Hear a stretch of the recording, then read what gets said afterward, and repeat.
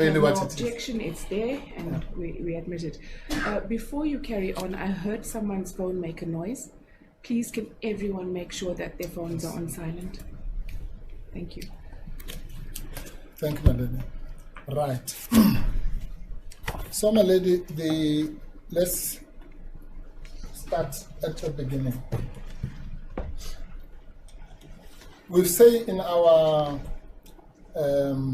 founding affidavit, my lady, that it is important to explain what this matter is not about. And we said that really to try and avoid some of the unnecessary technicalities that might arise. But it looks like that did not really assist much. So I have to just re-emphasize what the matter is not about, so that we don't get waylaid into unnecessary debates.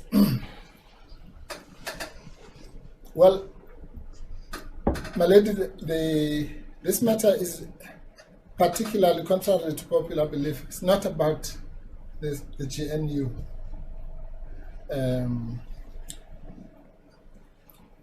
It's about the SABC and about the constitutional obligations of a public broadcaster, which is an organ of state, and which is not just an organ of state, but one of a special type. The mere fact that it so happens that this organ of state that we're talking about deals with or operates in the media space is for the purposes of the law. That's a coincidence. Could have been an organ of state that deals with electricity or whatever it is. The product that this particular organ of state produces is of no major significance from a legal framing point of view. In other words, my lady, the rights that we want to enforce qua organ of state are those rights that reside in Section 33 of the Constitution. But as far as the so-called declaratory order is concerned, then it's the other rights, so whichever Section 9, Section 10, Section 12, and so on, 19 of the Constitution. The other issue, my lady, is that this is not a case, unlike the cases like TAC, Grootboom, and so on. This is not even a case about so-called second-generation rights. And that strengthens the case, because if the courts could entertain so-called second-generation rights, which they should, then how much more about a case that deals with first-generation rights, such as equality, dignity, political rights, and so on and so on. So it's important to keep that at the back of our mind as we deal with this matter. But most importantly, my lady, since the issue of urgency has been raised, we want to put it plainly that that issue really should not trouble the court very much, because the opposition is at best contrived and unfounded. But Mr. Mpofu, it troubles the court whether there is opposition or not. Yeah, well, that's exactly why I'm talking about it, my lady. Yeah. And because it really shouldn't, my lady. The point is really at whatever level it really shouldn't feature. Particularly, as they say, because if one take it from whence it comes, at least, which is the respondents that have really abused, in the most extreme sense that I've ever seen, the processes of this court. So it really doesn't lie in the mouth of a respondent that just sat with documents for a whole month and did nothing, to now come at literally on the eve of the hearing and say, oh, it's not urgent. They actually took longer than the normal Rule 6 days that are allowed in normal applications to even come up with the so-called answering affidavit. So, just in terms of the clean hands doctrine, it's not for them to just sit.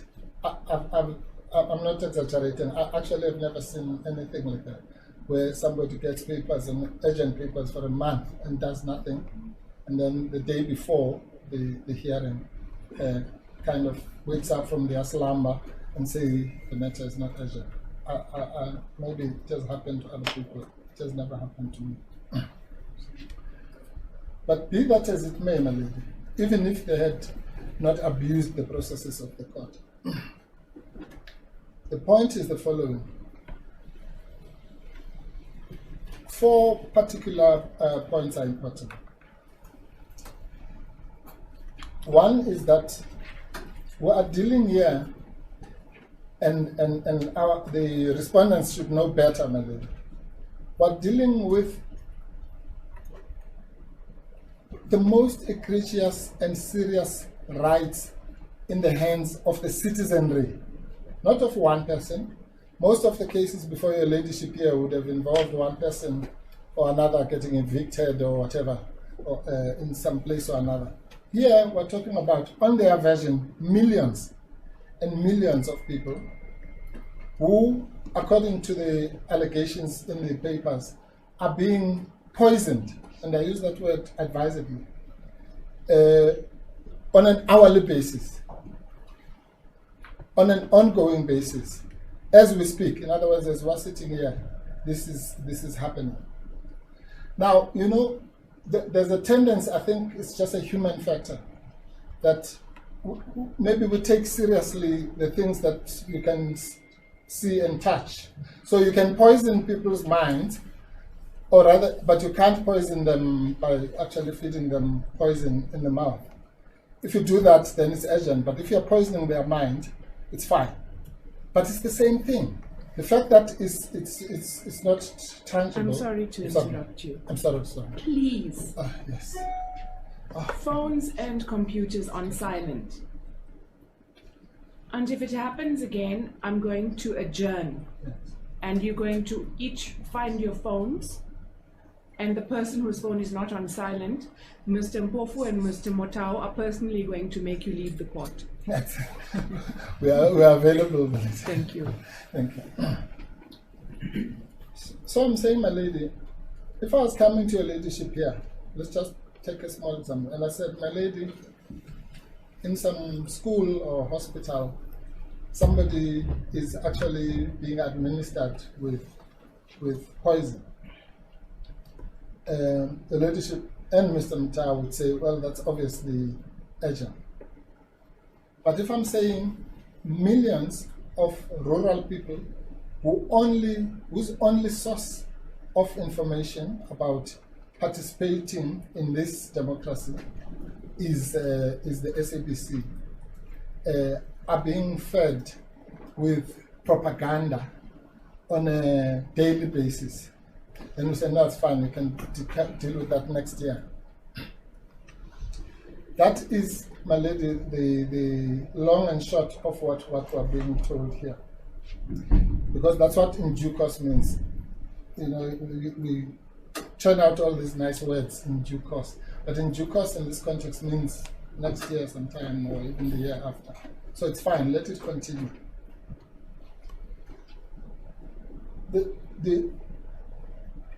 The most important thing, my lady, is that this court, in Apleni, and we deal with Apleni in our heads of argument 29. Paragraph 29 of our heads, my lady.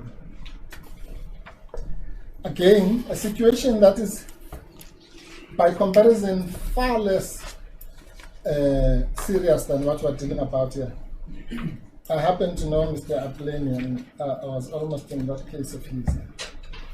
But with due respect to him, whatever harassment he was receiving from a minister or another, it was his problem alone, not a problem, not even of the Department of Home Affairs, but of his, let alone millions of people.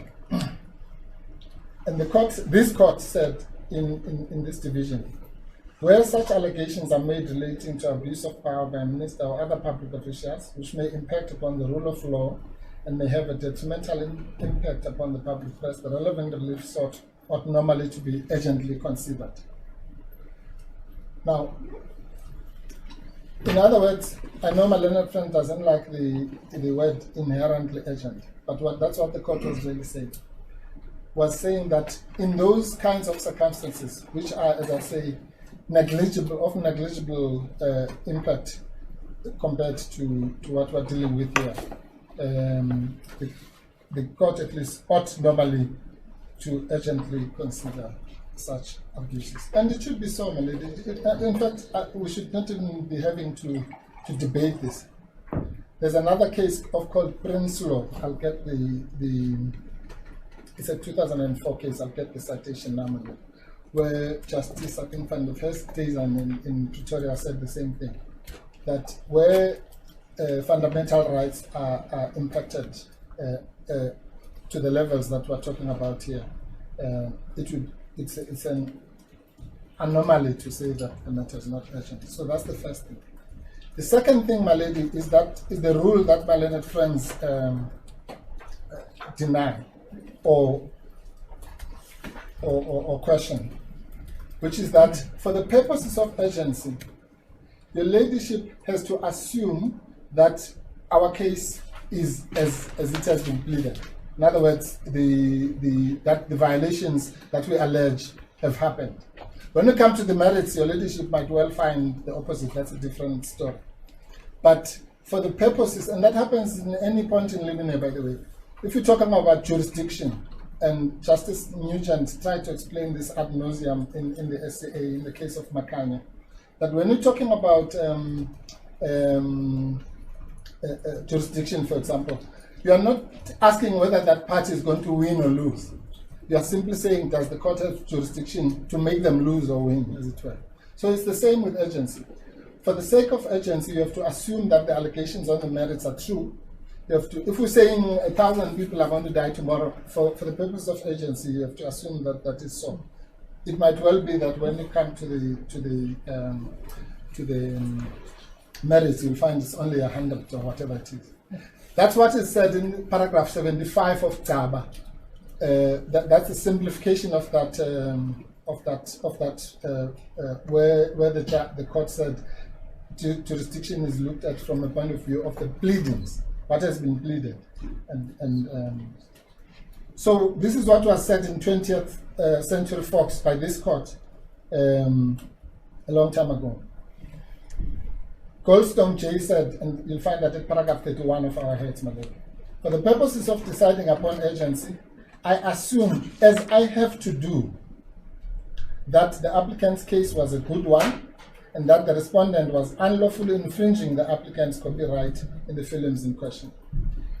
If you transport that to this matter, for the purposes of urgency, you have to assume that the SABC, a public institution, is transgressing and violating the rights of the citizenry of this country, 60 million or whatever the number is, on an hourly basis, on an ongoing basis, and as we speak. Now, if you assume that as the law compels you to do, how on earth could that then be termed ordinary and it's fine? They must just deal with it, those citizens. You know, we are busy with evictions and all sorts of other things which are much more important than them.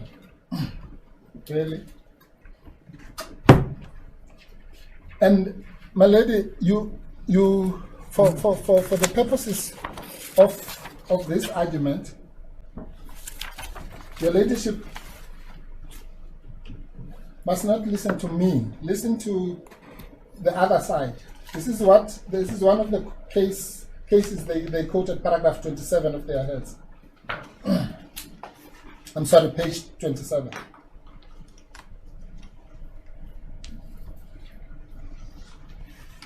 Paragraph 56.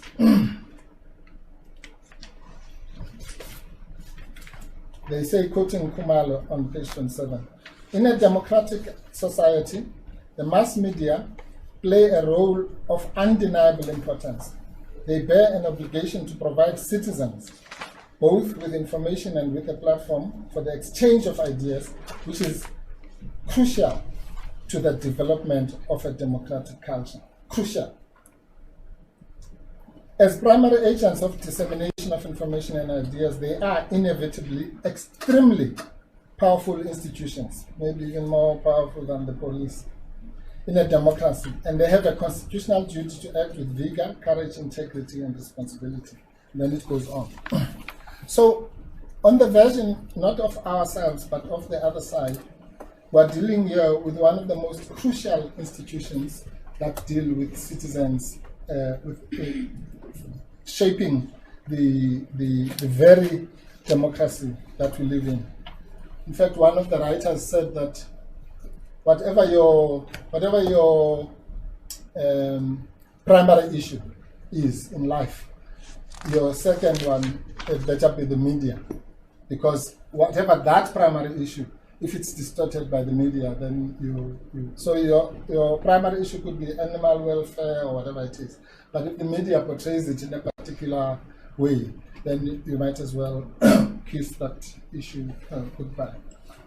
But my lady, we have quoted just as a last. You'll find that in paragraph 2, where we've quoted this book by it's a book called "The Future of the Media: Resistance and Reform in the 21st Century." One of the leading writers in this area, called McChesney. This is what they say, and you'll find that in paragraph 2, my lord.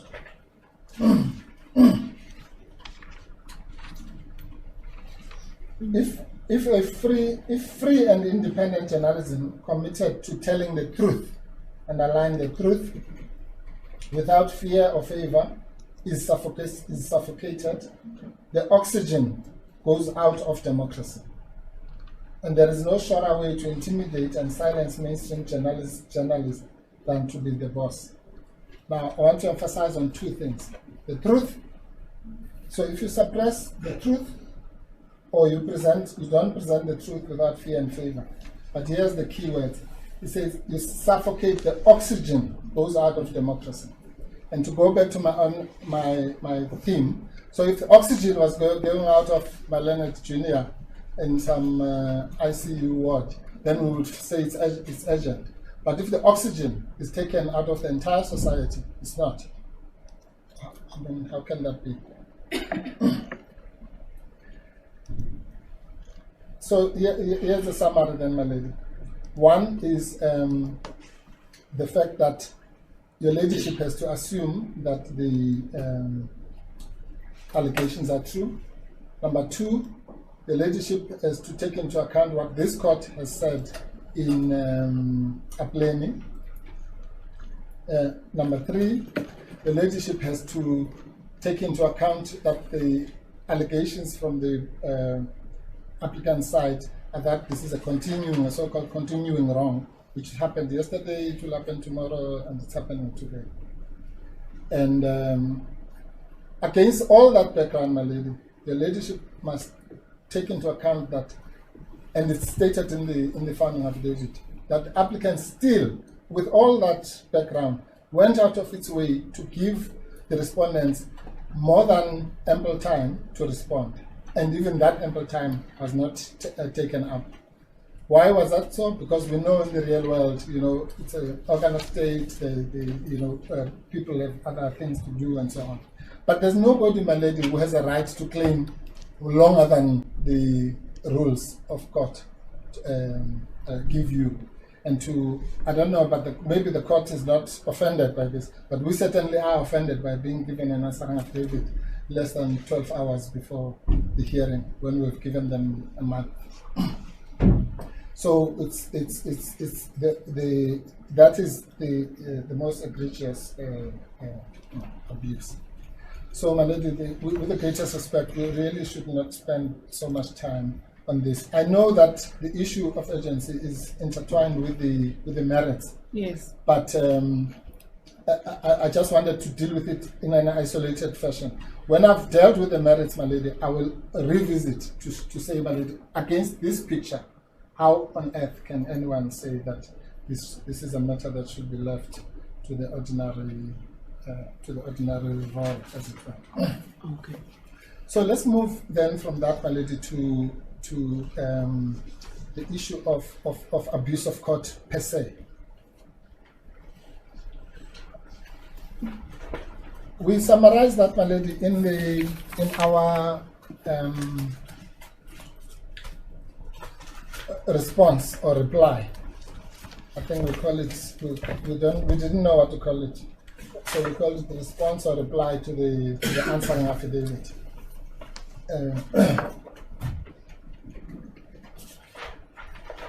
You'll find that, my lady, from paragraph 5 onwards, the case line's reference is 02-47.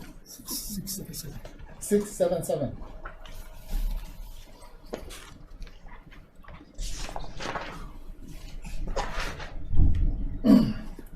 Okay, again, I'll summarize for the sake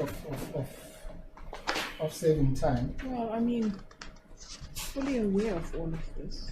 Helen? I'm fully aware of all of this. Yes. No. Well, I should hope so. And one might add that I'm not sure how much factual material is contained in the answering affidavit anyway. It's again argument. But leave that aside. Carry on.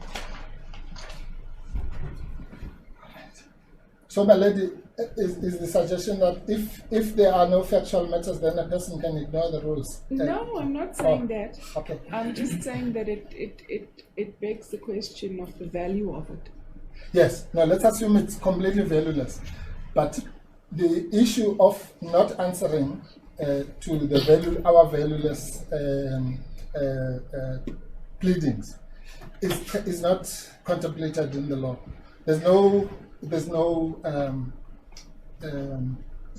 what to call it? Quantification of the rules. Simply say you get a document and you must respond by such and such a date.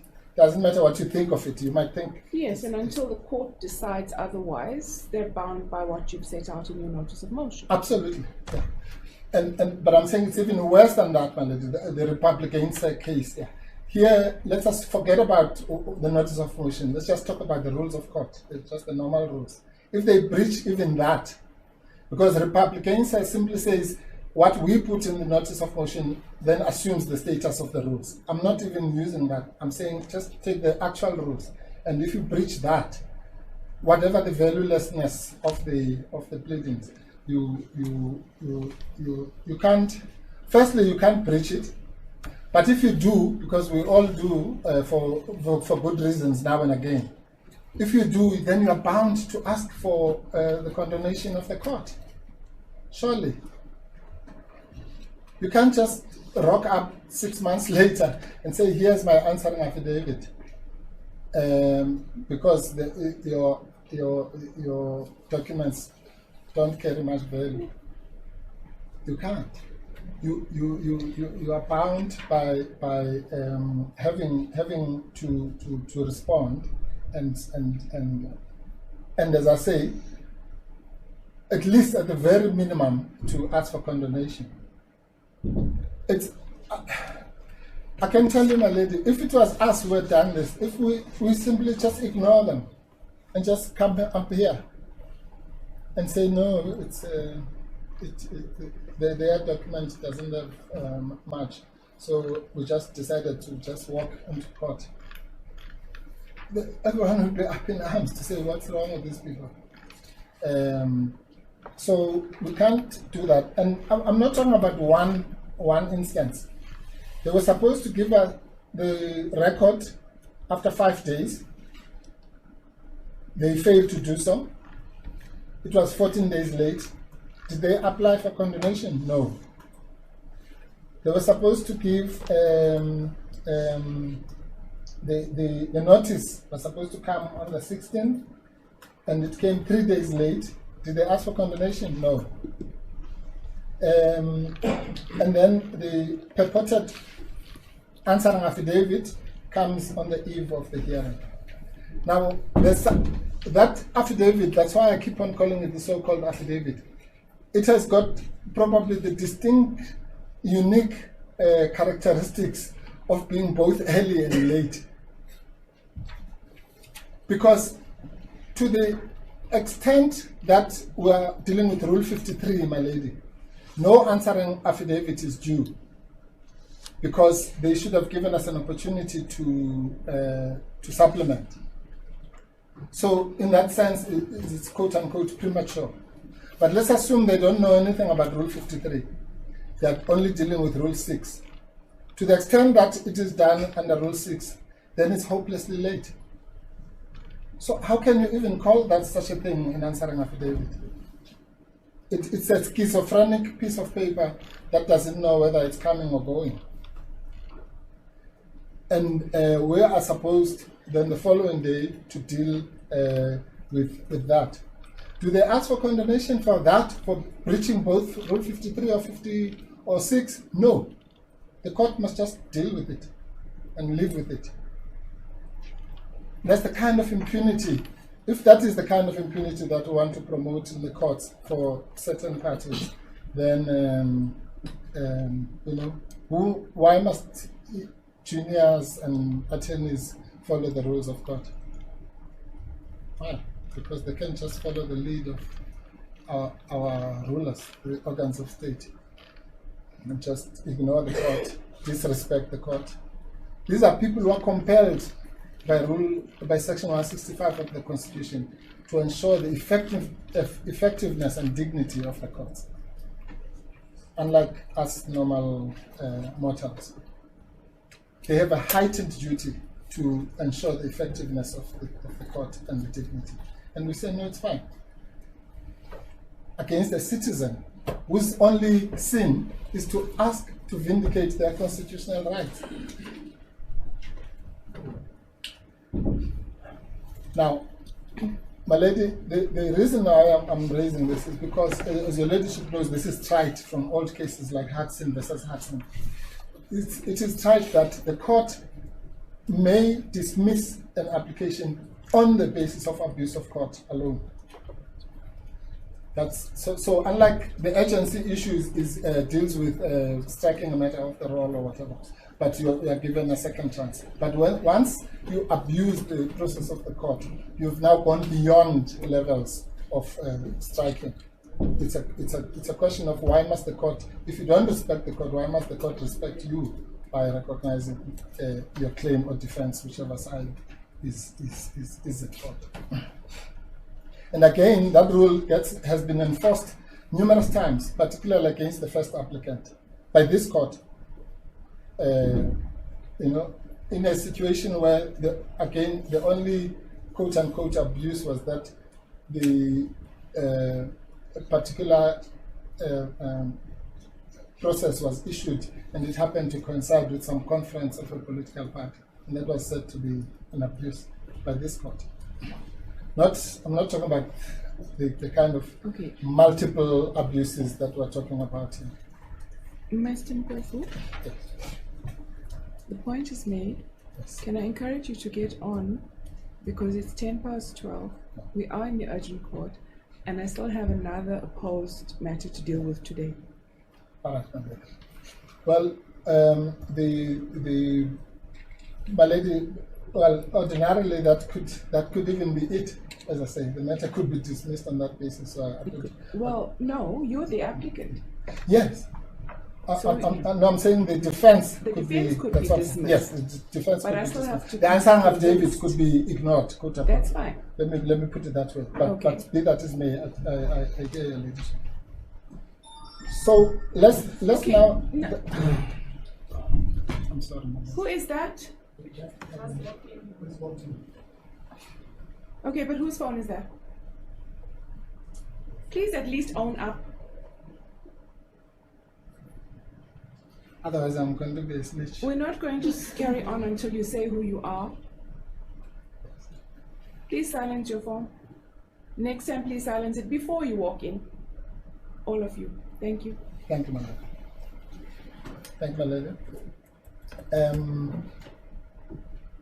Yes, sorry, I lost my train of thought. Anyway, so this is where we are, my lady. If we then go to the merits, let's assume that your leadership is at least satisfied that the point is made.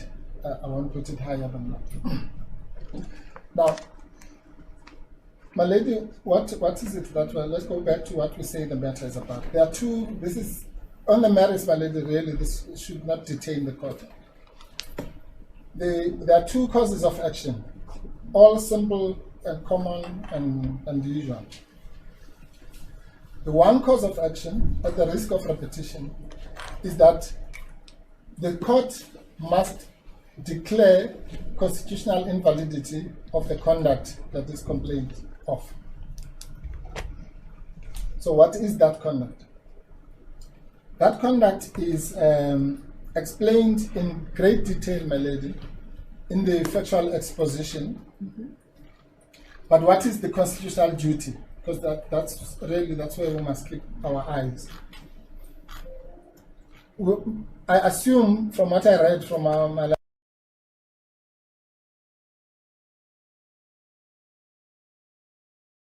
and mimic or parrot what that person is saying. Because if they do that, then they are breaching the rights of citizens. I'll make another example, an international example. There are people who refer to Israel as apartheid Israel. Whether that's true or false is not the point. But a public broadcaster cannot adopt that, however true it might be. Why? Because some people in the public might not think so, and those people are human beings too, and they must be serviced. Whereas if it was a mouthpiece of the government, then it would simply just adopt that terminology. And the same thing is happening here. The examples can be endless. But the legal point is simple. The legal point is simply that the constitutional duties of a public service broadcaster do not include lying to the people or giving information that is inaccurate. And that's the key. So the legal word is accurate. That's why I said emphasize the question of the truth. So if something is inaccurate, it is ipso facto a violation of the rights of citizens. If something is not independent, it is ipso facto a violation of the rights of citizens. If something is not impartial, the best word is unbiased. If it's not unbiased, in other words, it's biased, that's a double negative. If it's biased, then it is ipso facto a violation of the constitutional rights of citizens. If it's not objective, I don't particularly like that one, but that's what it says in their own documentation. But so if it's not objective, then it's ipso facto a violation of the constitutional rights of citizens, and so on. So let's use the three terms that nobody can quibble with: accuracy, independence, impartiality. Any material that lacks one, not all three, in this case it's all three, that lacks one of those is a violation of the rights of citizens. Here we have a situation where the material violates all those three. The accuracy is inaccurate because we have shown, and nobody has denied, Malene, that at least lawyers work like this. Definitional elements, you say, what is murder? It's the killing of a human being with intention and unlawful. So once the definitional elements are not there, then you can't say something is murder or assault or whatever. It's very simple. We were all educated like that. What is this? It has these elements. If one of them is missing, then it's not that. So it is at that elementary level. But is this one not a question of interpretation? No. It can never be a question of interpretation. The absence of elements is not a matter of interpretation. That's a different matter. Interpretation is when you look at a document and then you say, okay, what is the meaning of this? Word, not just a document. Yeah, I'm saying, or anything, a word, a book, or whatever it is, a statute, a constitution, whatever. That's you can talk about interpretation. But you can't say it's interpretation when if you say, look, somebody stabbed someone. We're not talking about stabbing. Let's use what we're talking about. Well, my lady, I can't make analogy. Okay, fine. No. All right. Definitional elements. Okay, let me go to theory then. Definitional elements of anything, whatever it is, my lady, are the legal requirements for that thing to exist. Okay, let's at least agree at the theoretical level. So, if your ladyship says, let's talk about what we're talking about here. We say there are two definitional elements, and that is not been denied. Okay, two major definitional elements of what a government of national unity is. One is that it is a government that you'll find that in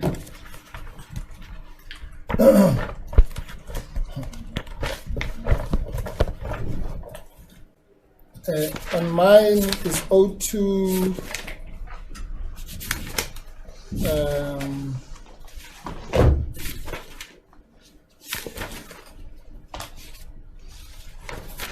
sorry, my baby.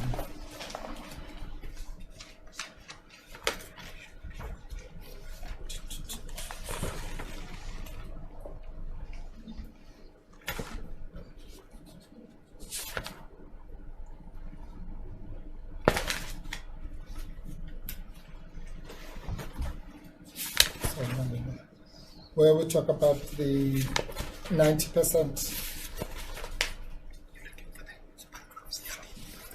60. Okay, sorry. Yes. So 02-164, sorry, my baby. Paragraph 60.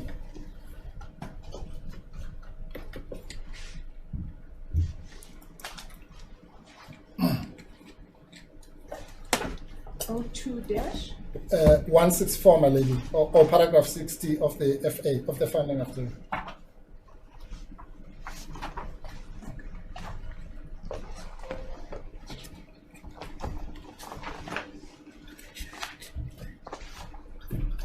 Right. Got it, my lady? Yeah. Yes, okay. That's where we deal with the first element called accuracy, or the first violation under the heading of accuracy.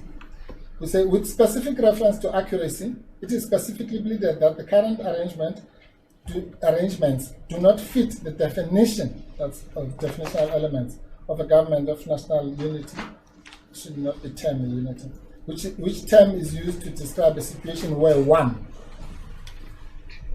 the vast majority of elected parties representing approximately 85 to 90% of the electorate, and two, that the nation in question, remember national unity means there's a nation somewhere. The nation in question has undergone a catastrophic or calamitous event calling for a united effort across the usual dividing lines, which would otherwise apply under normal circumstances. But in case those definitional elements, which are not denied, are doubted, we then go to the Oxford Dictionary, paragraph 61. Oxford Dictionary of African Politics defines GNU as, quote, that brings together a number of rival leaders and political parties in order to promote national unity and political stability. Governments of national unity are often formed after political crisis, after a period of conflict or during a transition from one regime type to another. And then Wikipedia says it's a broad coalition government consists of all parties, that's even higher, all parties or all major parties in the legislature, usually formed during a time of war or other national emergency. So on any of those four descriptions, and it's not a matter of, it's a matter of definition really, not a matter of interpretation. On any of those definitions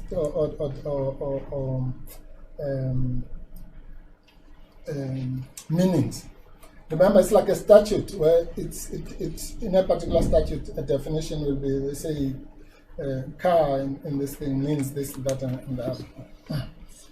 So on any of those definitions, what is actually obtaining, which has been described in detail in the affidavit, is not a government of national unity. So let's at least agree on that simple proposition. And if it is, it's inaccurate in that sense. And if you don't have to believe us, you must believe the people who are the architects of this thing. And you'll find that in our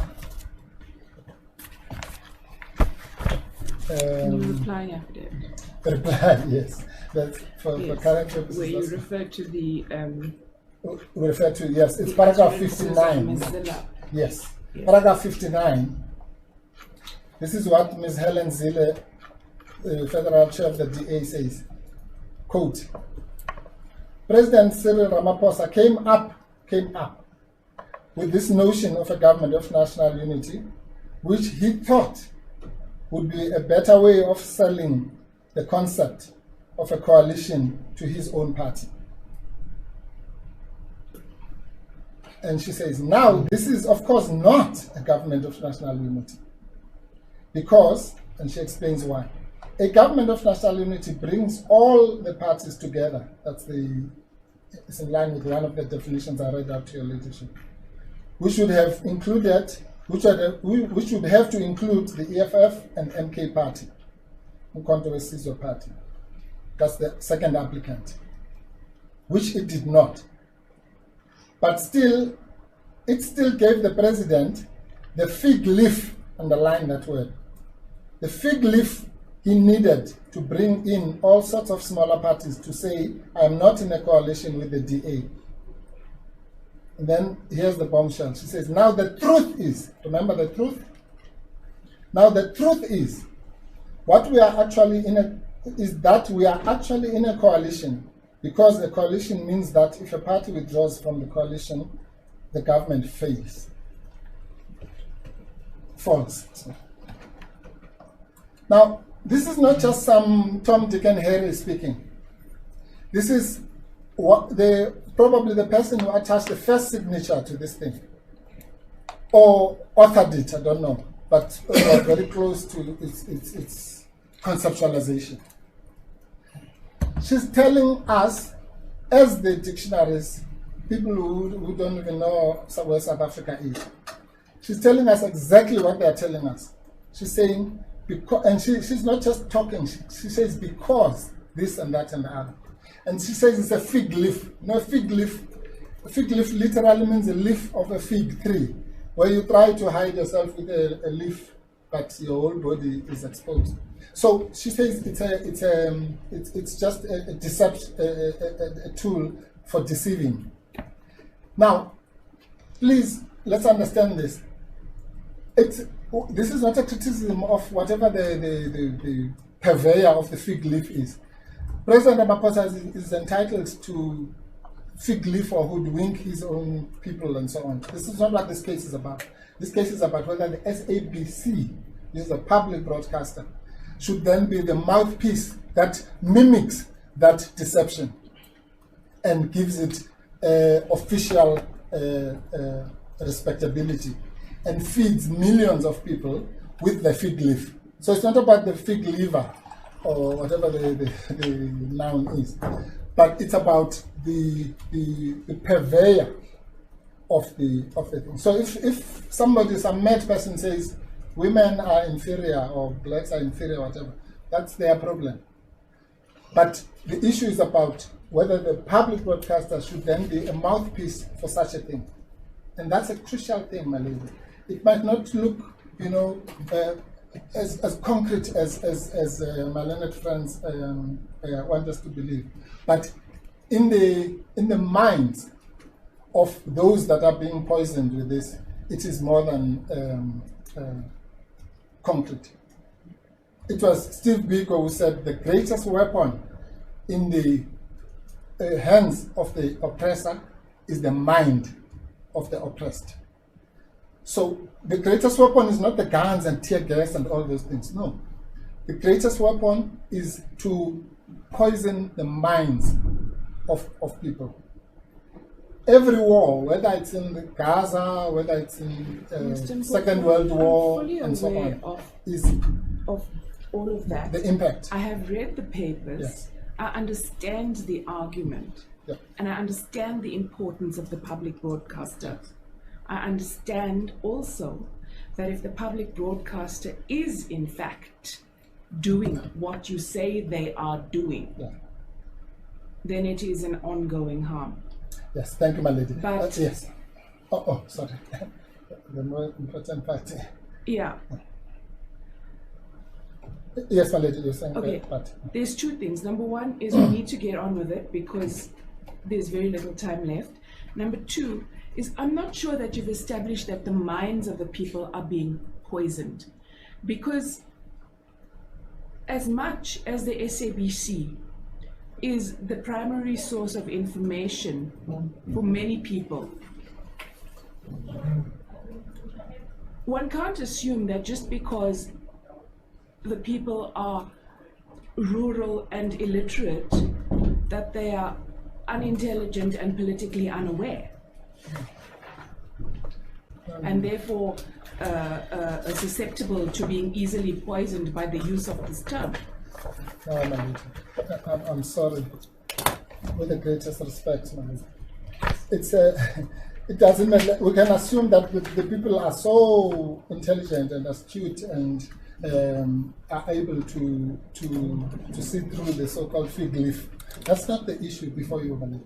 The issue is whether an organ of state to disseminating information to these intelligent, super intelligence geniuses of people is entitled or not to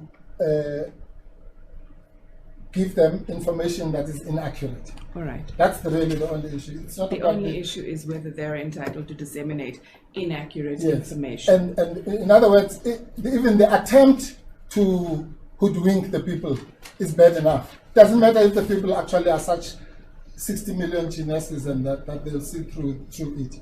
The mere act of attempting to do so. So that's the first thing. Okay. The inaccuracy. So the inaccuracy is established. That's really the point I was making. That inaccuracy point is established. The second point is independence. Right? Now, independent from what? Independence in the world of broadcasting means independent from those who wield power. Whether they are commercial, that's commercial power, or public power, that doesn't matter. Now, we have demonstrated to you, my lady, what the genesis of this fig leaf or hoodwinking device is. The genesis is a meeting that happened on the 6th of June in Boksburg somewhere, and that's when the thing was coined for the first time by former President Ramaphosa in his capacity as the president of the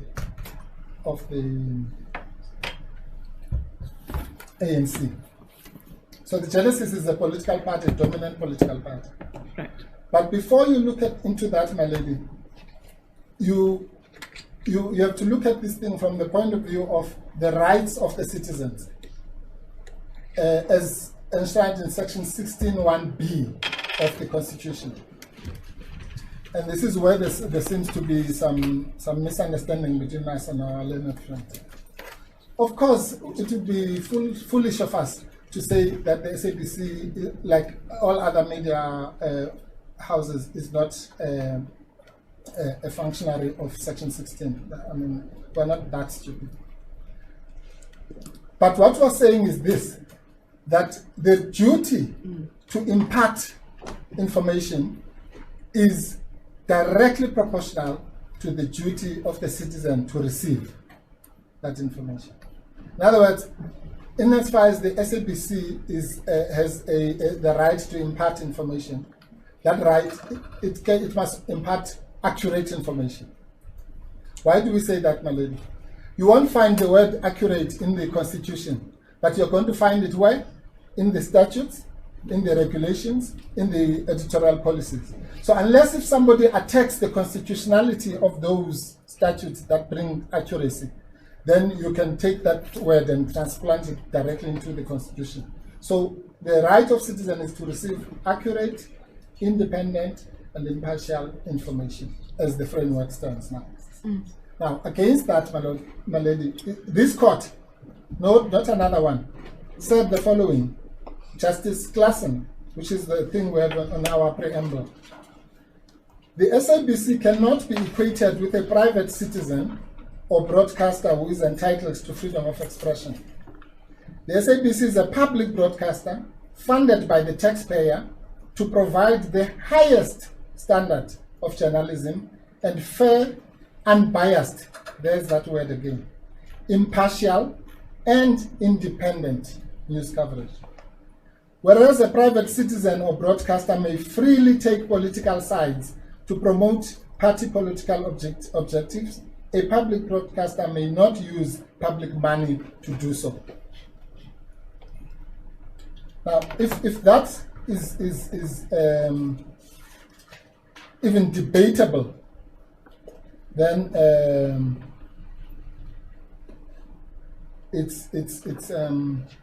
so that's what Judge Klassen says. Now listen to what former President Zuma says. You think that they are Siamese twins. He says exactly that. He says, you'll find that in paragraph 43 of our heads. He says, the media is also selling the story of a government of national unity when they know that there's no such thing. I know because I was part of the leadership which introduced a GNU in 1994. We have asked our lawyers to write a letter of demand to the SABC to stop deliberately misleading South Africans by using a term like government of national unity, government of provincial unity, and so on.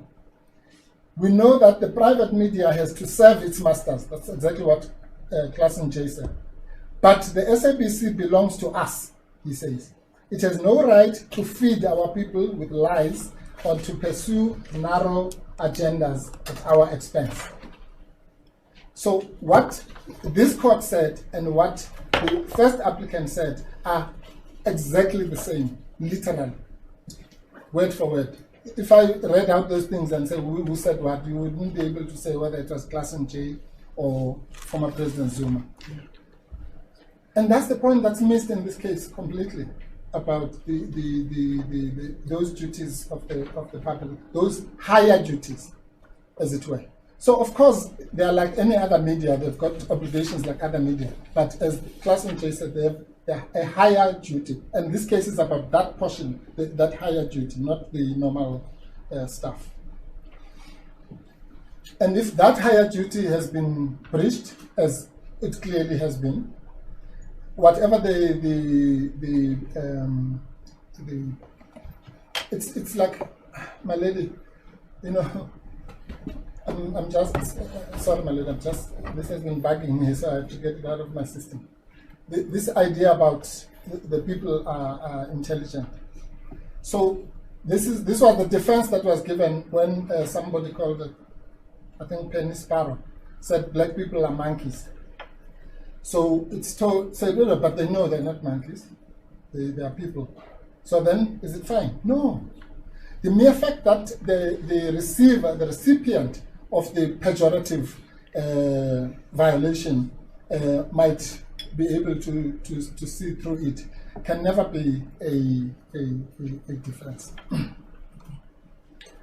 So that's independent. So independence means you can't be a mouthpiece of the ruling, or these days the dominant party, since it's no longer ruling. So the end, even worse, the president, who then, as we've shown, imports that term from Birchwood, as it were, to union buildings, and now gives it official. So that just makes it worse. It was bad enough to mimic a political party, but to then mimic the government of the day, how can you call that independent? I mean, nobody in their right mind would associate such a thing with independence. So the last one is impartiality. The impartiality, and now comes the that's why we don't object to the supplementary affidavit, because the supplementary affidavit actually makes the point that we want to make even better than we are making it. My learned friends, they miss the point. So they say, no, Helen Zille can say this, and then on another day he says this, and therefore they say it's a debate. We say, yeah, okay, it's a debate. So that means the matter is a matter of national debate. Now, how can an impartial, impartial means like a referee, literally, as in a soccer match. How can an impartial arbiter, such as the SABC, if there is that debate, there's Kaizer Chiefs, there's Orlando Pirates, how can they associate themselves with one of the two contending ideas and call it impartial? It's impossible. That's the quintessential. If your leadership here, your leadership, one of the duties your leadership has is to be impartial. But if your leadership says, no, Mr. Mpofu, I'll only listen to Mr. Mutau or vice versa, then the impartiality is not there. I mean, that's so basic that it really doesn't even need repetition. That if indeed, as they say, there is this crucial national debate, then the referee or the impartial referee or adjudicator cannot then side with the one or the other. And they must make it clear. So on all those three elements, accuracy, independence, impartiality, it fails, but dismally. Now, if that is so, my lady, our law is very simple on this. Even the slightest, the most prima facie violation of rights is unlawful. Unless, of course, there's, as lawyers always have, unless you can show a Section 36 justification. Yes. Of the. Mr. Mpofu, I'm reminding you again. Yes. I have read, Yeah. and I do understand, and I'm giving you 5 minutes to wrap up. My lady, well, okay, my lady, I don't want to debate that issue. But the point we simply want to make, my lady, is that as far as the Section 172 order is concerned, your ladyship does not have an option, quite frankly. Since we don't have time, we must just call a spade a spade. Yes. The Section 172(1)(a) says the court must. So having found that it's unconstitutional, the court must. Yes. So in this case, that means if you find that it's inaccurate, it's independent, or it's not impartial. In other words, it's a breach of the corresponding Section 16 rights to receive accurate information, to receive independent information, to receive impartial information. Then that's the end of the case, quite frankly. Because here, fortunately, there's no Section 36 defense that has been raised. So as far as the declarator, what you do with the declarator is another matter. But as far as the declarator is concerned, there is no humanly possible reason why your ladyship can find that the violations have not happened prima facie and then without being met with the Section 36, which then graduates it from prima facie to actual. That's how the system works. So that's the declarator. It's not possible to escape it. As far as the review relief malady is concerned, we want to say two things just to save time. One is that itself it is an alternative remedy, and because the case for the declarator is so strong, it's likely that the court will never have to reach the review relief. But if the court does, for some reason, to reach that relief, then we point out that in any event, the issue about internal remedies is irrelevant because that only attaches to the PAJA part of the relief, whereas we also, rely on legality. So, in any event, my lady, there's nobody again. And I'm sure my learned friend, not Mr. Mutau at least, who's going to argue that if the information is inaccurate, it's not independent, it's not impartial, and so on, then it's not biased in the PAJA sense of the word, or even in the common law sense of the word, because that's what this court said. Class in J, fair, unbiased, impartial, and independent. So on that basis, the alternative review relief really is a no-brainer with greatest respect to my learned friend who seems to think that it's there's something difficult about finding it. So what do we then have, my lady, in terms of the summary? What we're saying is that unless really the court is saying, look, the rights can be violated, but there's no vindication. Remember, the only vindication of rights of people is the courts. They can't take up stones and go and throw them at the SABC or whatever. They have to come to a court of law, that we are a constitutional democracy, and say that our rights have been violated, otherwise they have to resort to self-help. But the only help they have is yourself, my lady. For the court to intervene, to say, you may not be the mouthpiece of a government, you may not be the purveyor of inaccurate information, and you may not be the conveyor of propaganda. I just want to end by giving your leadership this what the Oxford Dictionary says. It says definitions from Oxford languages of what propaganda is. It says information, especially of a biased or misleading nature, which is what we're dealing with now, used to promote a political cause or point of view, and that's what propaganda is. The dissemination of propaganda as a political strategy. And as we say, the people who started this thing are entitled. That's what they do. That's what they get paid for, to give propaganda and to tell us that they're going to give us houses and all sorts of things and not do it. That's fine. That's allowed. But what is not allowed is for an organ of state to be a conduit of propaganda, which is information, which is usually, as it says, biased or misleading in nature, to promote a cause or an agenda, actually, to put it mildly, to promote a particular agenda. On that basis, my lady, the relief sought should be granted. We respectfully submit the main relief, if nothing else, and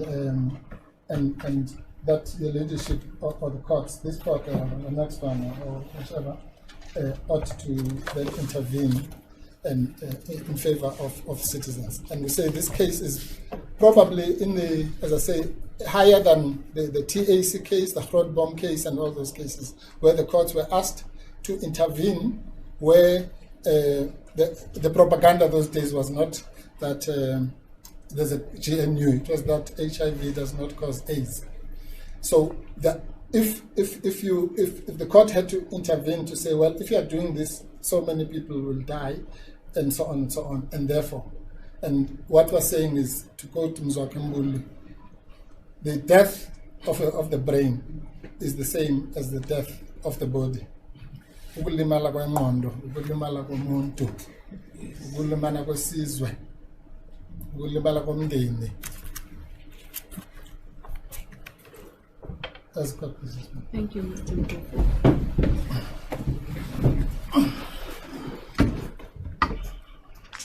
Lady, just for purposes of proper housekeeping as well, Yes, Mr. Your Ladyship has a copy of the unsigned supplementary affidavit. I beg leave to hand up the signed one and will of statutes. My lady, let me perhaps just qualify that by indicating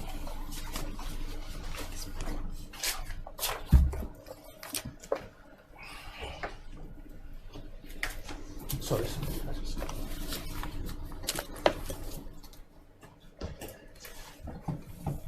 I note, my lady, that Your Ladyship said she has another matter. Yes.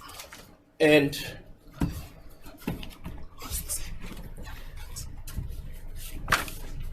I noted that my learned friend argued for an hour and 20 minutes.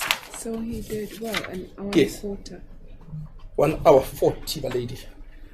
No, My lady, we I'm- started at 11:30. Yeah, Let's not exaggerate. No, sorry, my lady. I thought it's. Oh, sorry. I thought Your Ladyship is saying 1 hour 40. No, I was saying 1 hour 20. And I said an hour and a quarter. Oh, an hour and a, oh, sorry, my lady. I didn't hear that second part. I apologize. The intention was not to exaggerate, but simply to inquire from Your Ladyship, given that Your Ladyship has another matter, if there is an indication, perhaps from a time perspective, that Your Ladyship wishes to indicate, because that will then impact on the presentation of the case. Please be as brief as you can. I have read, you have heard Mr. Mpofu's argument. You know what is important in your argument. And yeah, if we have to run late, we have to run late, but I would prefer not to. Thank you, my lady. My lady, we've raised the question of urgency, and I'm going to spend time on the topic with reference to providing, or perhaps by way of providing Your Ladyship with the references in the papers and in the heads for Your Ladyship's ease of navigation. My lady, Your Ladyship would have seen, and we would suggest that the appropriate starting point is for Your Ladyship to have regard to paragraph 15 of the founding affidavit.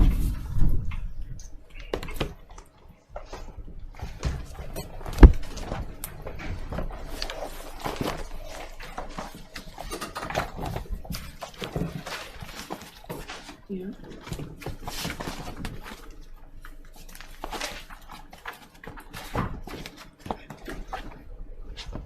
Okay.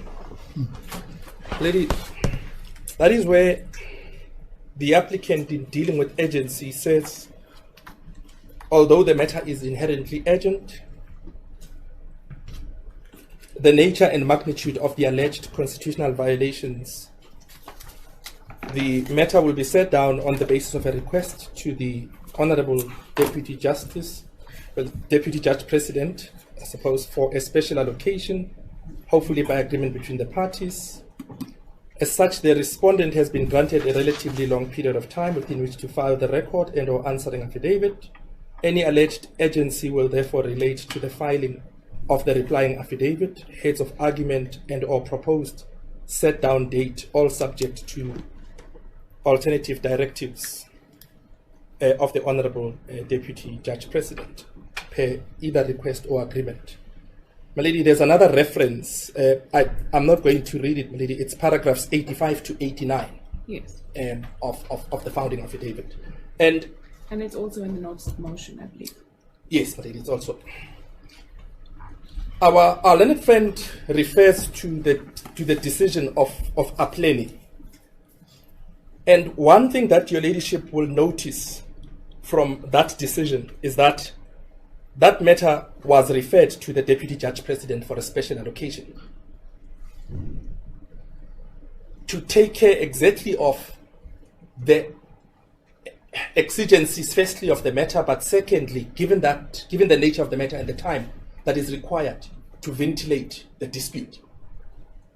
And my lady, that is best illustrated within the very circumstances that we find ourselves, that we are in the urgent court and we now need to confine our argument and decide which aspect do we leave out and which ones do we focus on. And your ladyship is aware also that there are a number of courts, including the decision of in re several matters, where the courts speak about the inappropriateness of dealing with complex matters. And even on the applicant's version, they say this application raises novel issues. And in paragraph 15 of that judgment, as your ladyship would know, that's one of the issues that His Lordship Justice Wepener deals with. And your ladyship will also know that he was not echoing a new principle. There are a number of decisions, of course, that espouse that principle. So, my lady, the question of urgency, as your ladyship would know, is determined with reference to the question whether a party would be able to obtain substantial relief in due course.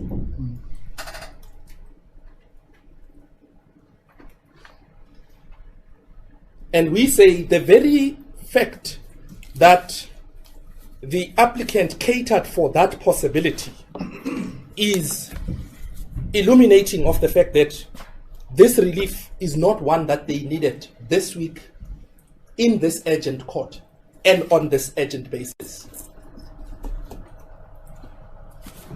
And for that reason, the response in the replying affidavit that because the record was late and the answering affidavit was late, they are entitled to then proceed.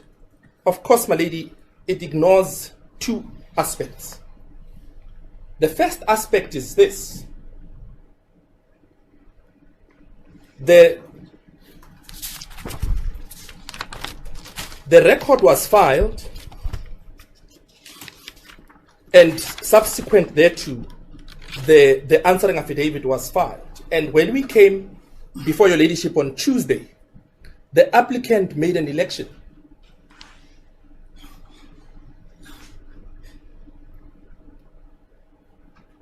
Faced with a record that has been filed in an answering affidavit, whatever its misgivings, as echoed by the applicants, there was an option, even on the application of a plenary, to refer the matter to the Deputy Judge President for a special allocation. My lady, the applicants elected that they are going to file a replying affidavit. And they requested that your ladyship should stand the matter down and afford them an opportunity to file a reply on Wednesday noon, and that the parties should file their heads at 6 o'clock. Now, what consequences flow from that?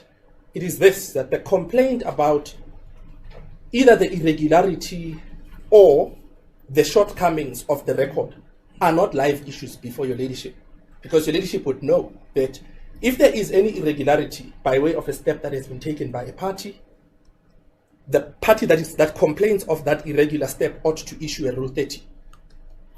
There's no Rule 30, my lady.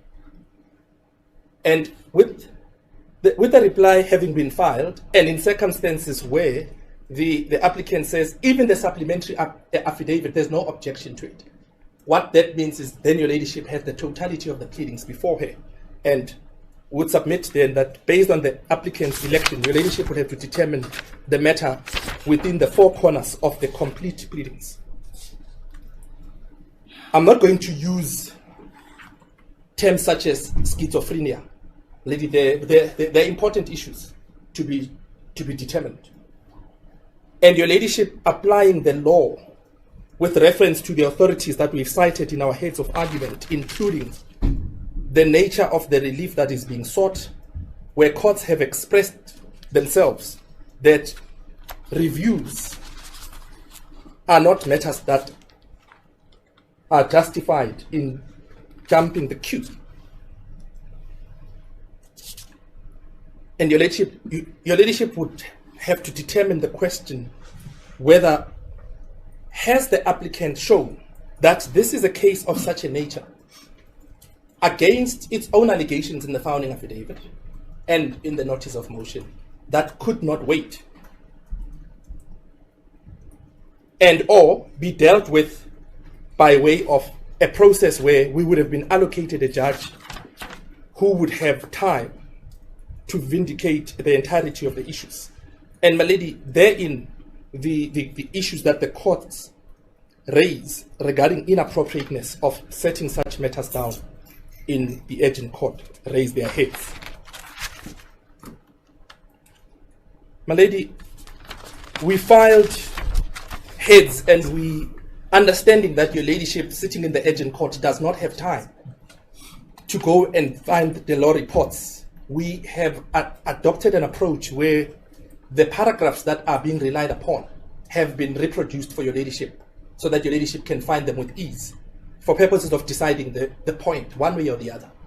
And I noticed that unfortunately I tend to go and find it anyway because of context. But thank you. Thank you, my lady.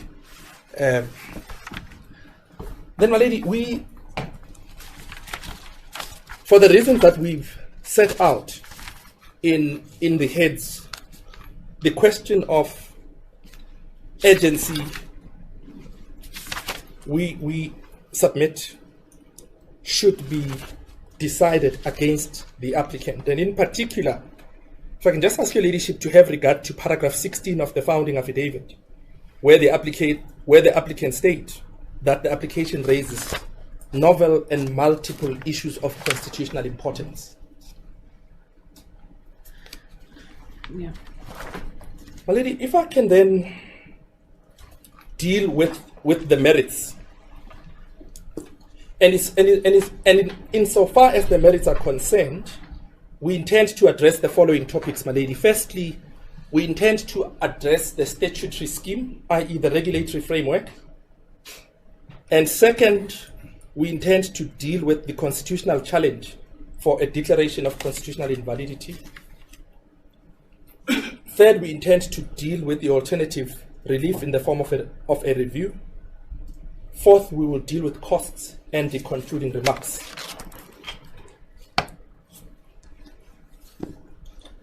So the question of the 16A notice you are dealing with under Sorry, Mali, I apologize, Mali. Thank you. In a rush to try and deal with the issues within a reasonable time period, Mali, I omitted to deal with that issue. There is, of course, the question of the Rule 16A, which we have raised, Mali, the non-compliance of which we submit. The courts have spoken. Score versus Yoste and a trail of authorities that speaks to the incompetence of an application that seeks a declaration of constitutional invalidity, but does so without having complied with the Rule 16A. So, my lady, that also... and did you raise that point in your affidavit? I can't remember. No, my lady, it's not in the affidavit. It's not in there. We've raised it in our heads, and your ladyship will find that in paragraphs 38 to 42 of our heads. That's what I thought. Yes. And in any event, my lady, as a point of law, It's a legal point. it's a legal point. So, my lady, for that reason too, we submit that those 2 points are dispositive of the application. And in fact, in the order of priority, your ladyship could even start with the 16A first and dispose of the entirety of the application on that basis. Then, if your ladyship does not, or is not inclined to adopt that approach, then the question of urgency provides an equally, though slightly different relief, because the lack of urgency would be visited with the strike-off. My lady, your ladyship would know, in terms of the regulatory framework, if I may just quickly deal with that issue. The starting point is Section 192 of the Constitution, in terms of which national legislation must be established, or in terms of which national legislation ought to be put in place to establish an independent authority to ensure fairness and a diversity of views, broadly representing South African society, and we know that that regulatory body is ICASA. Then, my lady, there are at least 2 pieces of legislation that are referenced in the papers, and we've included copies thereof in the bundle of legislation, or in the legislation bundle. It's the ICASA Act and the Broadcasting Act. And, my lady, the importance of these 2 legislations and the provisions to which I'm going to deal with next is the following: that your Lordship will recall the principle, the overarching principle, when you deal with a matter that has as one of the features a declaration of constitutional invalidity. What often arises as a principle is this: that if a party does not seek to impugn the instrument pursuant to which the power is being exercised, that challenge is a misguided challenge. And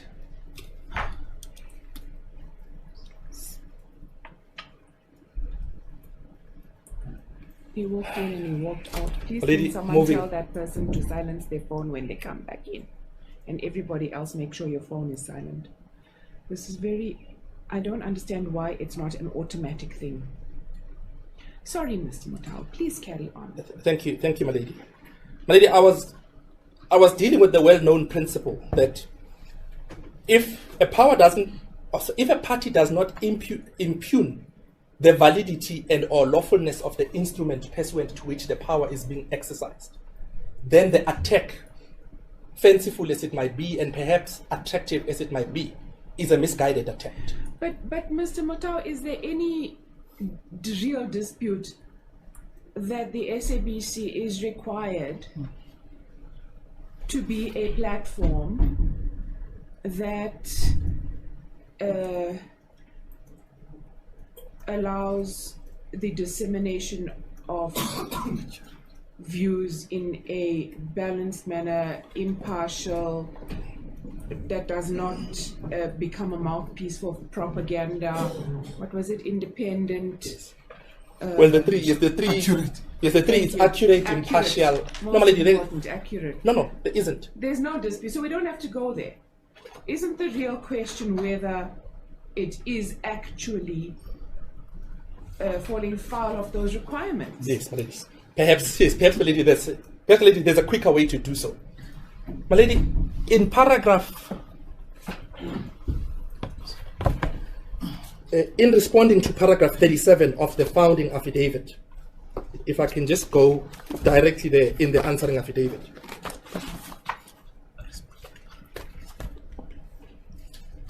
Page 02-26, it's the answering affidavit commencing from paragraph 71.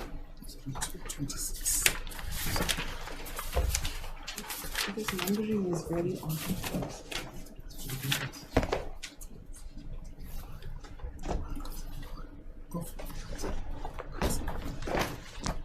Paragraph 71.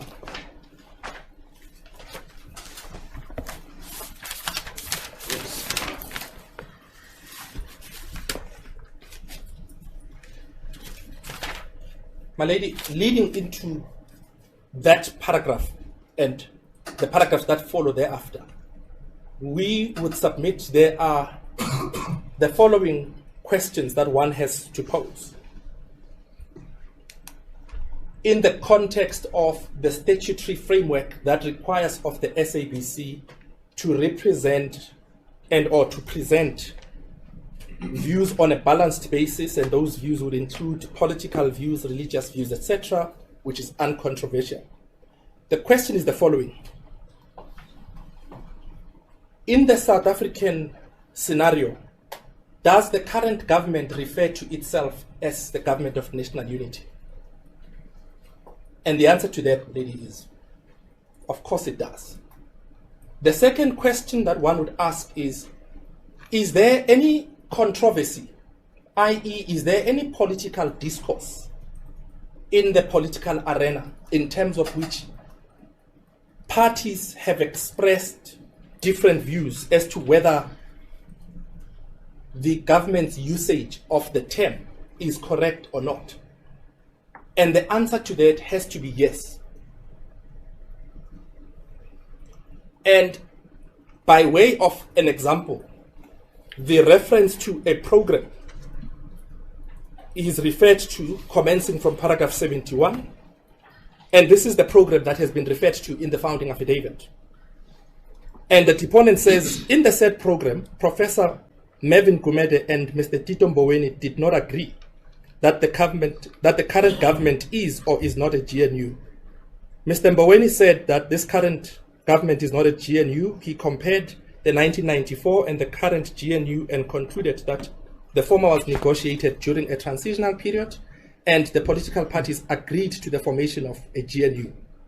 Professor Gumede, on the other hand, insisted that the current government is aptly referred to as a GNU, as it seeks to promote national unity and to address a national crisis created by high levels of youth unemployment, poverty, decaying public infrastructure, poor quality of education, decay of social fiber, especially on the youth, and high levels of violent crimes such as murder and rape, etc.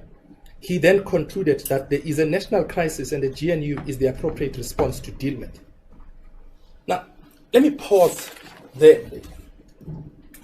It is quite clear that this term is a politically contested term.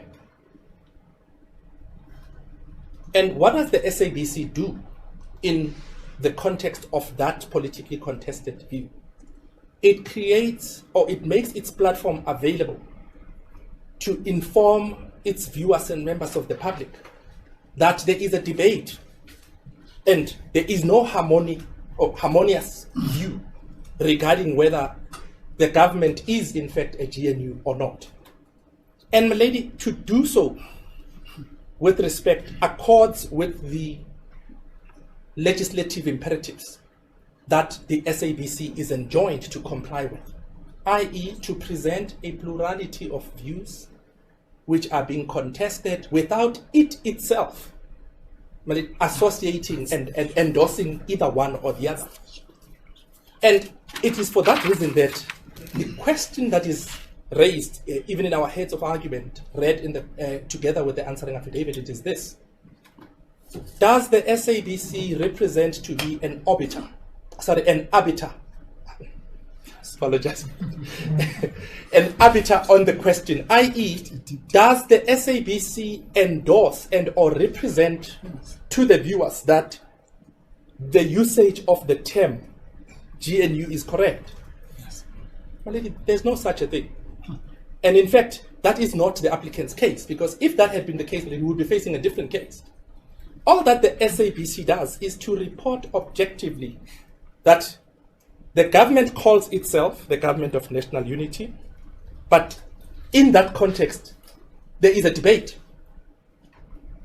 If one was dealing with a suppression of a view by the SABC, i.e., if the SABC was only promoting a view that says this is a government of national unity but does not present the opposing view, then, my lady, perhaps the three issues, to use our learned friend's categorization, would be implicated.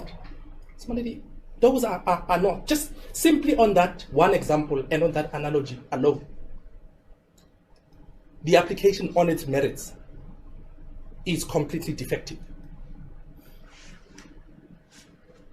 My lady, if I can then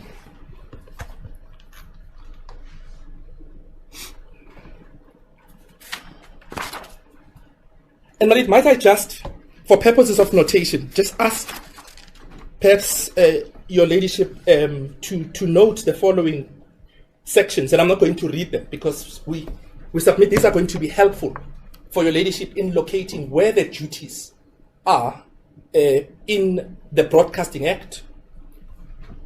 My lady, it's section 2D,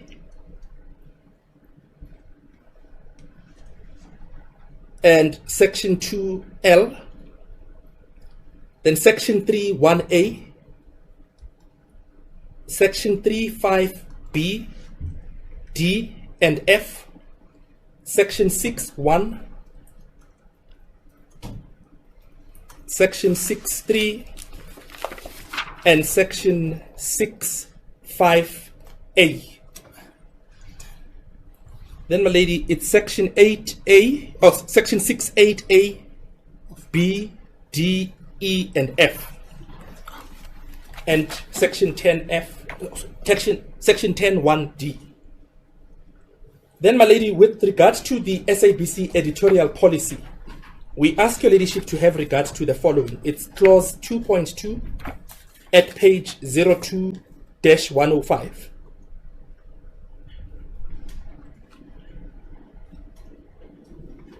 Clause 2.232, which deals with editorial independence. It's at page 02-106 and P02-125, clauses 5.1 to 5.3. Then, my lady, 02-157, which is a complaints management process, and we submit that those should be read together with the answering affidavit, paragraphs 48 to 55. And the import of the submission is this, my lady.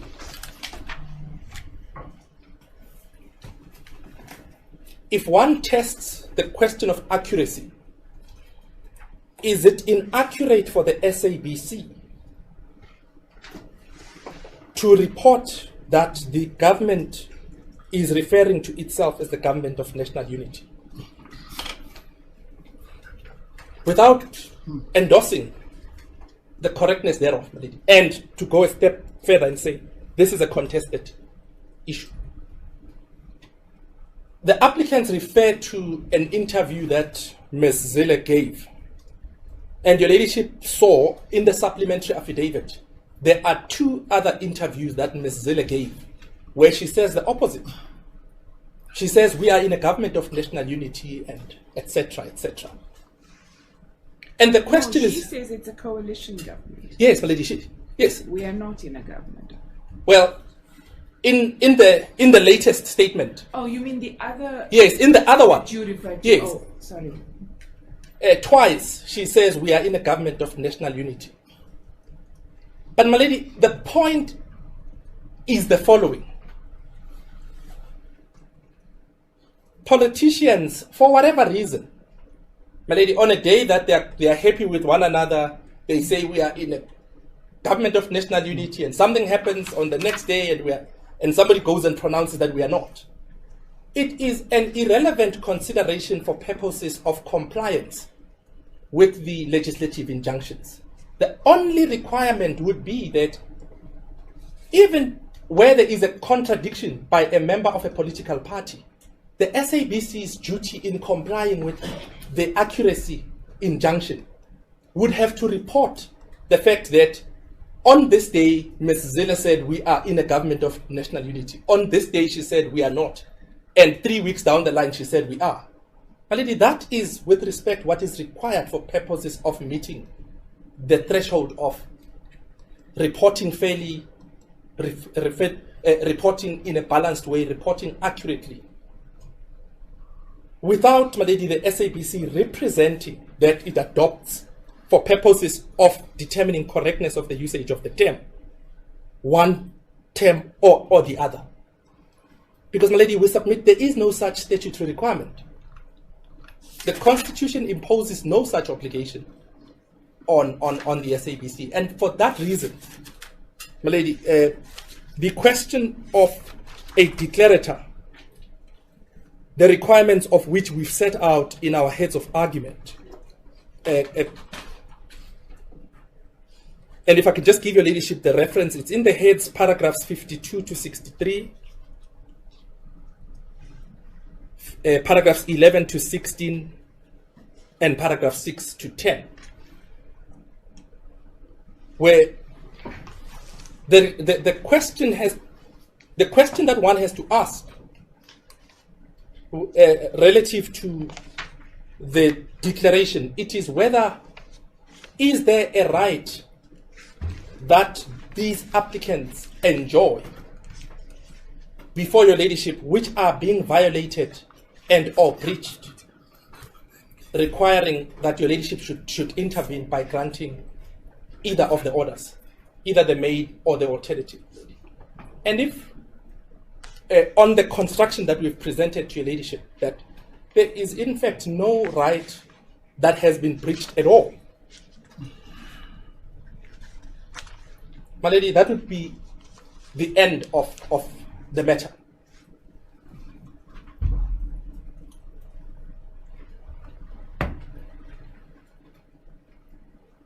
The contested political terrain, yes, my lady, the politicians should do what they deem appropriate to deal with it. But absent a statutory injunction that says, in the context of a disputed political term, the statute imposes an obligation on the part of a public broadcaster to be an arbiter of the usage of that term. Absent that, we submit. That is the end of it, of at least this application. Whether they're going to take government to court on whether it is correct to use that term, and whether Ms. Zell's characterization of what President Ramaphosa did or did not do and what kind of a leaf he put up or he didn't, President Ramaphosa will answer for himself in that dispute. If the DA takes the ANC to court, or whoever that takes the government to court to challenge the correct usage of that term. And that's the reason why your ladyship does not even need, for purposes of making this determination, to say whether Mr. Ramaphosa did in fact say this or he didn't say that. It's of no consequence. Because what this suggests, my lady, is this. If Ms. Zell, 4 months down the line, comes back and say, we are in fact in a government of national unity, does that implicate the duties that the SABC has, beyond simply to report that fact, my lady, but on the applicant's higher duties, as they say? They suggest, contrary to statute, that the SABC is supposed to do more. But what is this more, my lady? And as your ladyship asked, how does this poison the minds of ordinary South Africans who have access to a platform that shows that there is a school of thought that says this is a GNU, and there's a different school of thought that says it isn't? My lady, if I can then deal with the alternative remedy by way of a review. The applicants accept that the review relief is severable from the declaratory. And they say this in paragraph 83 of the founding affidavit. And my lady, we say that is important because if there is no constitutional declaration relief that is competent, then PAJA imposes certain obligations, including the duty to exhaust internal remedies. And the need to apply to your ladyship in terms of section 7.2, that they be exempted from complying with that duty to exhaust internal remedies. Decisions are well known, my lady. We've referred to Denge Tenge. Your ladyship is familiar with Koyabe. And in this court, the Deputy Judge President dealt with Swanvest versus the Minister of Agriculture, espousing the same principle, that absent an application for the exemption of internal remedies, your ladyship's hands are tied. And one cannot, under the rubric that, well, for purposes of convenience, the internal remedies are not, or will not, or need not be exhausted because we are dealing with one dispute. That lady would have been an answer for a constitutional declaration where a proper case had been found or had been made out, because that falls outside of the competence of internal processes. But when you're dealing with with Paja, my lady, we make 2 points. One, we've made the point that the definition is not satisfied. Your ladyship is aware of the decision of Motau in the Constitutional Court that deals with or grapples with that distinction between legality and a Paja review. So we submit the definition firstly is not satisfied. But secondly, even if they were properly before your ladyship, the duty to apply for an exemption from complying with the internal remedies is one that Paja imposes on a peremptory basis that it ought to be. But even if the definition is not satisfied, then that doesn't preclude them from relying on legality review. Yes, which takes me to the next point. Then the legality review, your ladyship would say, well, what are the legislative injunctions? What duties or statutory duties does the SABC have for purposes of in dealing with complying or in treating the GNU topic? And your ladyship will say, does the editorial policy preclude the SABC to report the way it did? One. Secondly, your ladyship will say, adjudged also against the parameters of the Broadcasting Act. Is this a misrepresentation? Or is this an infringement, rather, in breach of the legal duties and obligations?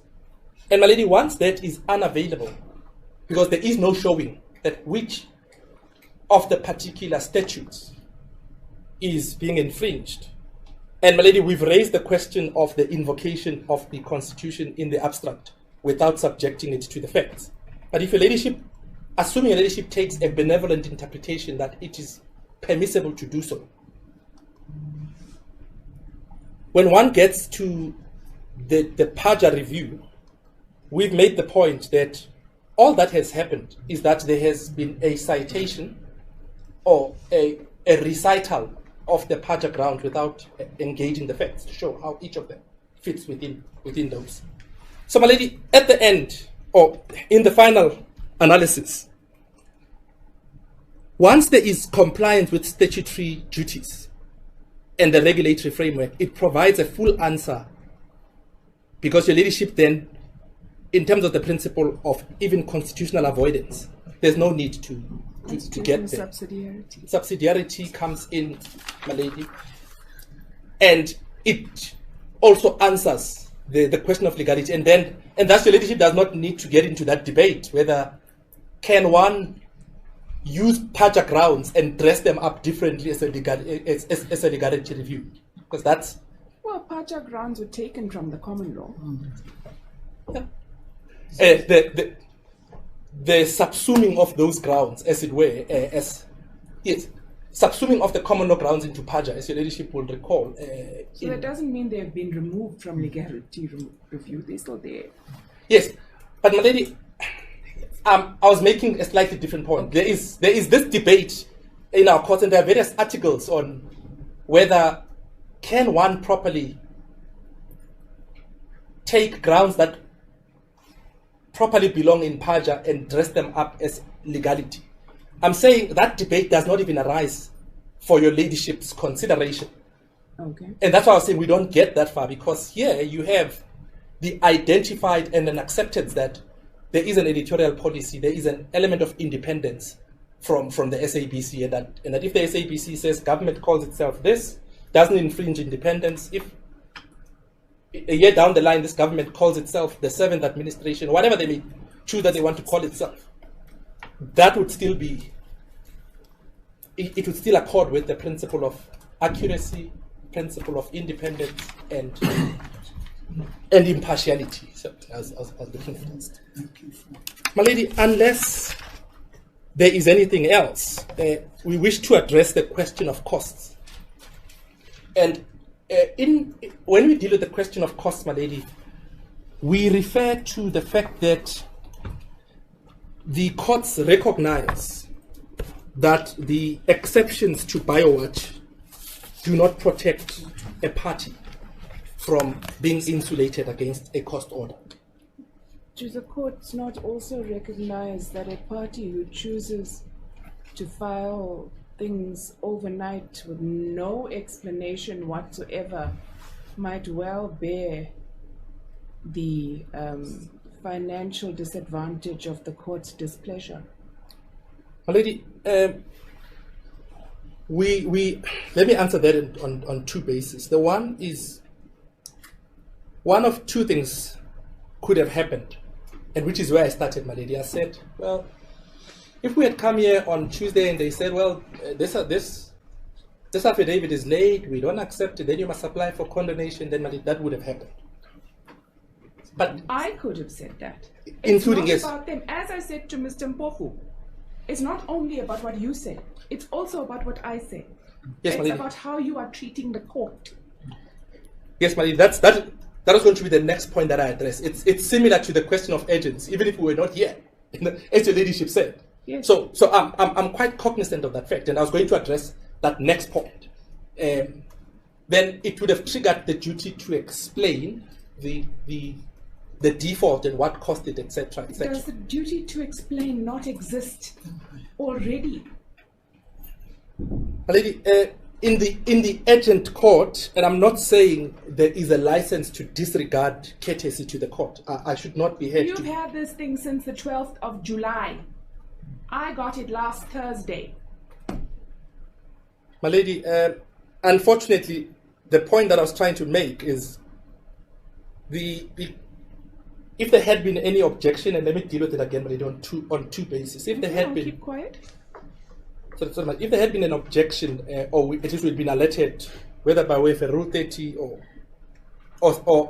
an intimation that there is a misgiving regarding the late filing of the answering affidavit, that would have been reacted to. With regard to the court's concern that the court is raising, it leads to the question of the court's discretion in respect of costs. And your ladyship is entitled, even despite the authorities that we cite, one of which is that ultimately it is the exercise of your ladyship discretion. Your ladyship could dismiss the application for non-compliance with Rule 16A. Your ladyship could strike it for lack of urgency, or your ladyship could dismiss it on the merits and order that there should be no order as to costs. My lady, we would submit that in the alternative. My lady, unless there's anything else, we don't depart from the submissions that we've made in our heads, and we ask your ladyship to consider them. I shall do so very carefully. Thank you, Mr. Mutau. Thank you, my lady. Sorry, my lady. wait, Might I just take? Sorry.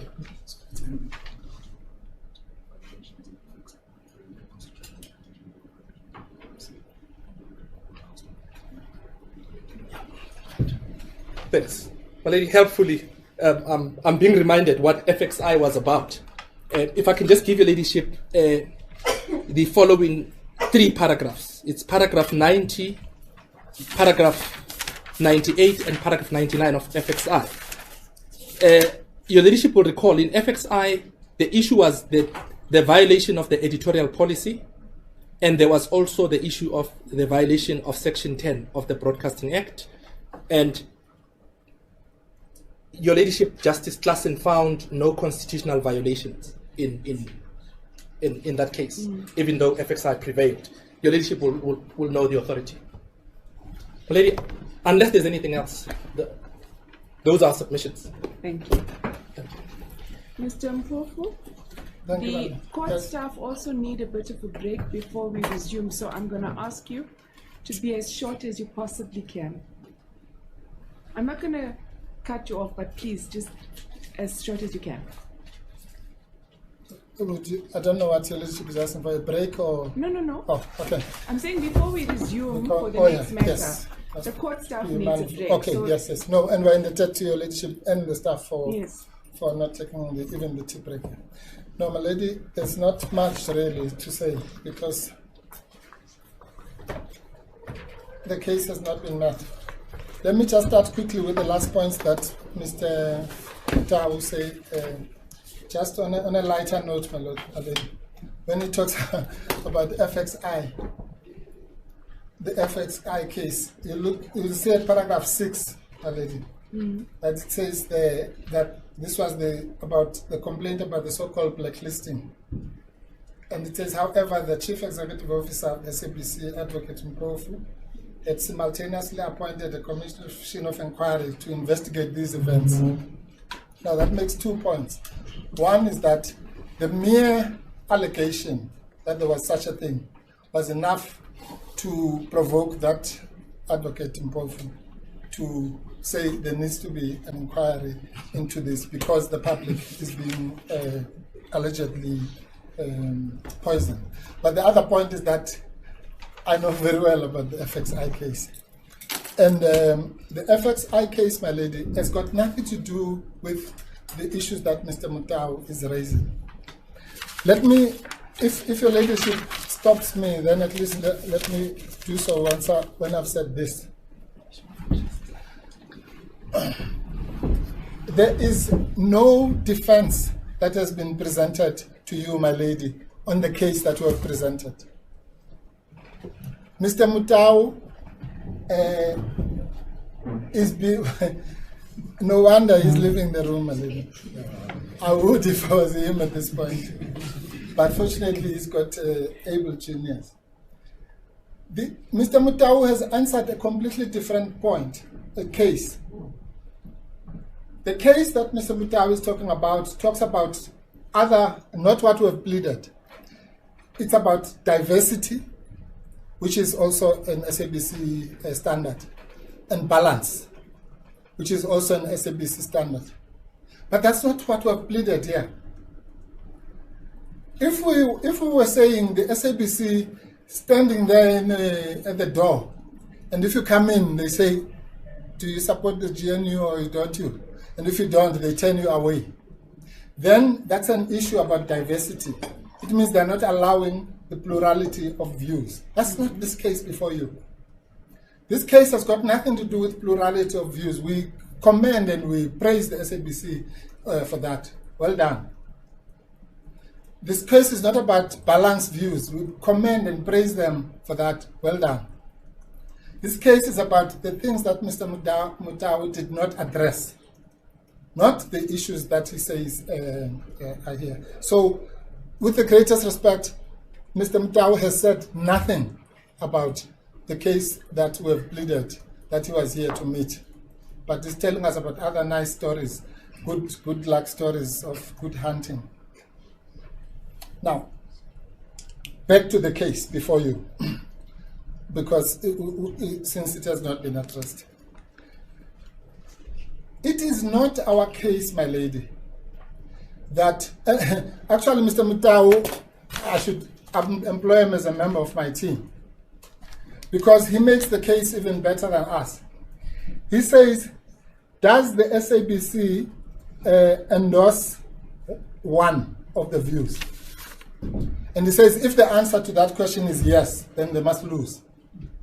Well, then they must lose, because that's exactly what we are saying that they do.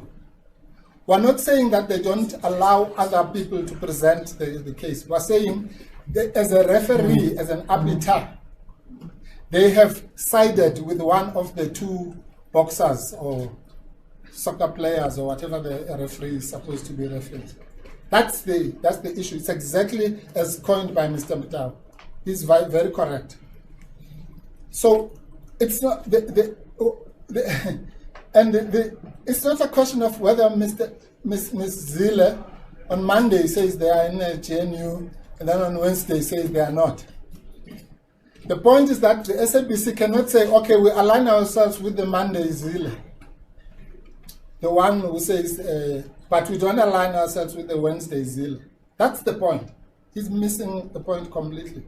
And that's why we said we agree that there is a debate. But that's the whole point about the debate. It's like moot court. So in the debate or the moot court, the judge or the arbiter cannot align themselves with one of the pugilists. Really, it's supposed to be a simple point. The second point is that they one of the things, although he advisedly did not raise it now, but it's in their papers, is that, no, this is a political term. But there's nothing further from the truth, my lady. I'm sorry, my lady, if I may just try and find my constitution.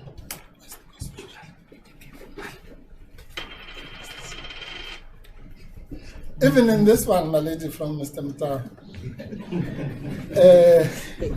I should make a disclosure.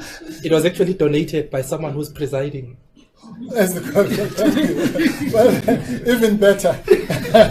Even better, even in the one that comes from Mr. Mutau and from even higher places.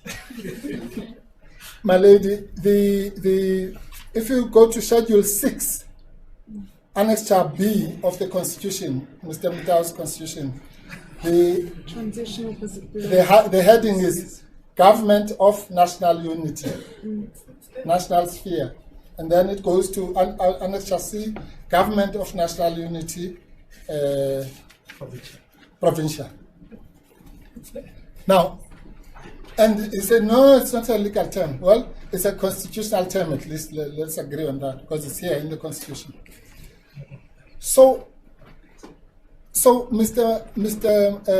Mutau's point, or let me put it this way, about it being a political term. Remember, my lady, genocide. Is that a political term or a legal term? The answer is that it's both. So the court in The Hague didn't care about the political rhetoric of people jumping up and down, shouting genocide and so on. The court simply confined itself with the legal definition of genocide and coldly looked at the facts and decide whether they fit that legal definition or not. It's that simple. So the mere fact that the term is also used by politicians is neither here nor there. Lawyers are supposed scientifically and forensically, at least, maybe if not scientifically, to look into that term, genocide, and test as to whether it fits or does not fit the legal definition. That's it. So don't scare us with, oh, it's a political term. So what? Black is a political term. White is a political term, but it's also a legal term defined in the BEE Act and other statutes. So let's put that to bed. The third point is that Mr. Mutau, no, I'm sorry to call it a third point because it's related to the first, MK4. MK4 is on 02-847 on one of the versions. It's in Annexure 2? It's Annexure to the FA, to the funding of David Malady. Thank you, that's a better way to find it.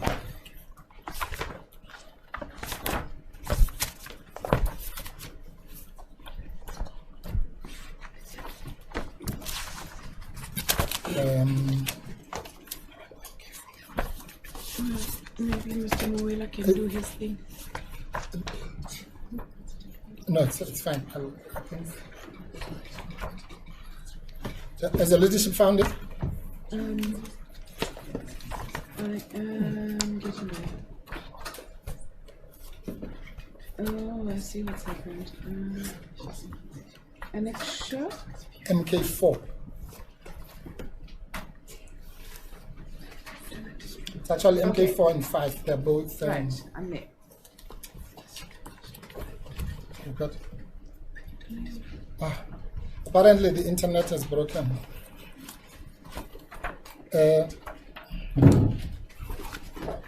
Sorry, Malaysia. Can you just a minute?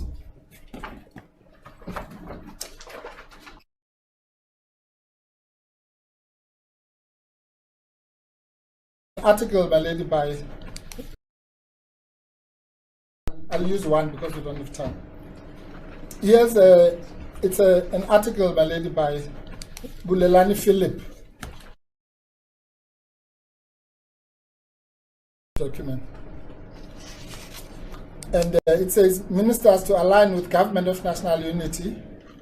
And then it says, I'll just choose a random paragraph.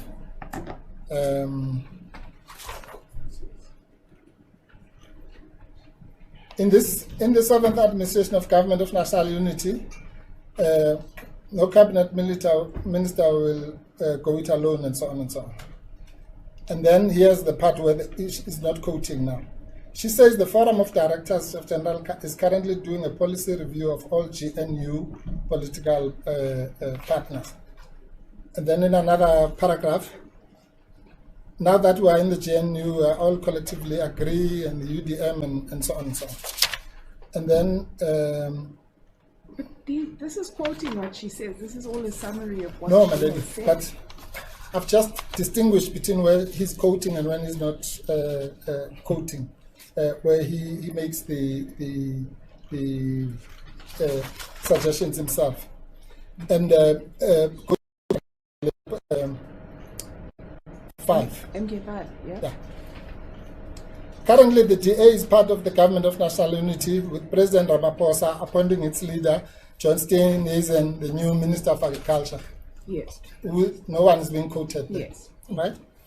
Then the next one, next part, towards the end, the DA's decision to shun the Government of Provincial Unity, whatever that is, comes as the party feels the options presented were unreasonable, not quoting anyone, and so on. So the point is that Mr. Mutau's own question is answered in MK4 and MK5 by the SABC itself, not saying so-and-so says there's a GPU or a GNU. Now here's the thing, my lady, going back to just simple forensics. We say in your affidavit, my lady, I'm sorry, in our finding affidavit, my lady, we say in Gauteng, there's a government, a minority government, where only the minority parties are participating. The SABC calls it a government of provincial unity. In KZN, there's a government that excludes the largest party. The SABC calls it a government of provincial unity. In Northern Cape, there's a government where the ANC is in bed with the Orania party, the FF+. They call it a government of provincial unity. So all these three things, how can those three different, completely different things be the same thing? They are only the same thing because the ANC says so, or the government says so. But logically, even if you take a 5-year-old child and say, this thing is pink, this one is orange, this one is green, can they all be black? You know, it's so that's the absurdity of saying that they are quoting. Who are they quoting when they say the clear minority government in Gauteng is a government of provincial unity? Okay. Now, here's the point, my lady. Mr. Mutau is missing the point about statutes. Section 172, my lady, does not say what Mr. Mutau says it says. So he says, for you to get legality, you must check whether you have broken any statute. I'll give him this. If I was marking his script, I would give him half a mark. Because there is that legality of breaching a statute or common law and so on and so on. But that's not the legality that is envisaged in Section 172. Section 172, my lady, talks about, where's Mr. Mutau's book? Talks about the breach of the Constitution, right? None of the things that Mr. Mutau is telling us about.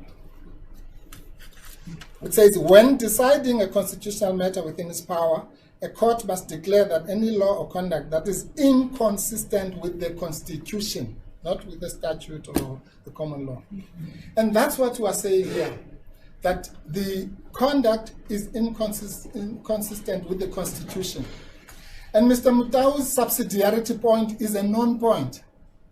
Subsidiarity in this case only deals with Section 33 of the Constitution. Of course, you cannot enforce Section 33 of the Constitution directly. Why? Because there's a statute called PAJA That's the subsidiarity point. But when you are enforcing dignity, where's the statute? There's no something called the Dignity Act. When you're enforcing freedom of expression, where's the statute? There's no such thing called the Freedom of Expression Act. So when you're enforcing those provisions of the Constitution, subsidiarity does not apply. There are certain sections of the Constitution, such as Section 23, the labor section, Section 33, and so on, where there are subsidiary legislations that have been put. So subsidiarity has got absolutely, but absolutely nothing to do with what we are busy with here today. So then then Mr. Mtau again helps us. He says, well, now talking about legality with a small letter L. He says, where do we say that they have breached the statutes and the policies? The answer is everywhere, because the statutes and the policies also provide for accuracy, independence, and impartiality. So even that small letter legality has been satisfied, in the sense that those statutes, unless, you know, they say when you point a finger, there are so many fingers pointing at you.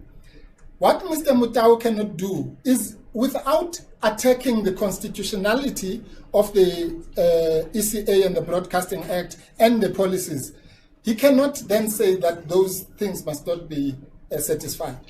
And that's why I made this artificial exercise of saying you can import those words from those instruments right into the Constitution. So when the Constitution says you have a duty or rather, the citizens have a duty to receive information from the SABC. What it means in the context of the SABC is that they have a right to receive accurate, independent, and impartial information. And until you attack the constitutionality of those statutes that qualify that right in the Constitution, that's what happens. So my lady, the point is this: that the right of the people, I don't know how to put this, the right not to be lied to is a right to your own dignity, if you like. In other words, nobody must just wake up one day and want to tell you an untruth. That is, so these things are just words, dignity, but you need to unpack them and conceptualize them as they relate to real, normal people minding their own business, as to whether do they have a right to receive accurate information or not. If you say no, fine, then we'll go home. Then we must lose the case. I think you must go home anyway, but that doesn't mean Yes. Well, we'll be very happy to go home with a victory, Malay. But but if you say no, those rights do not translate into Section 10 rights or Section 9 rights or 16 rights or 19 rights in the case of Mr. Zuma, the first applicant. Remember, he says, I'm here as a citizen.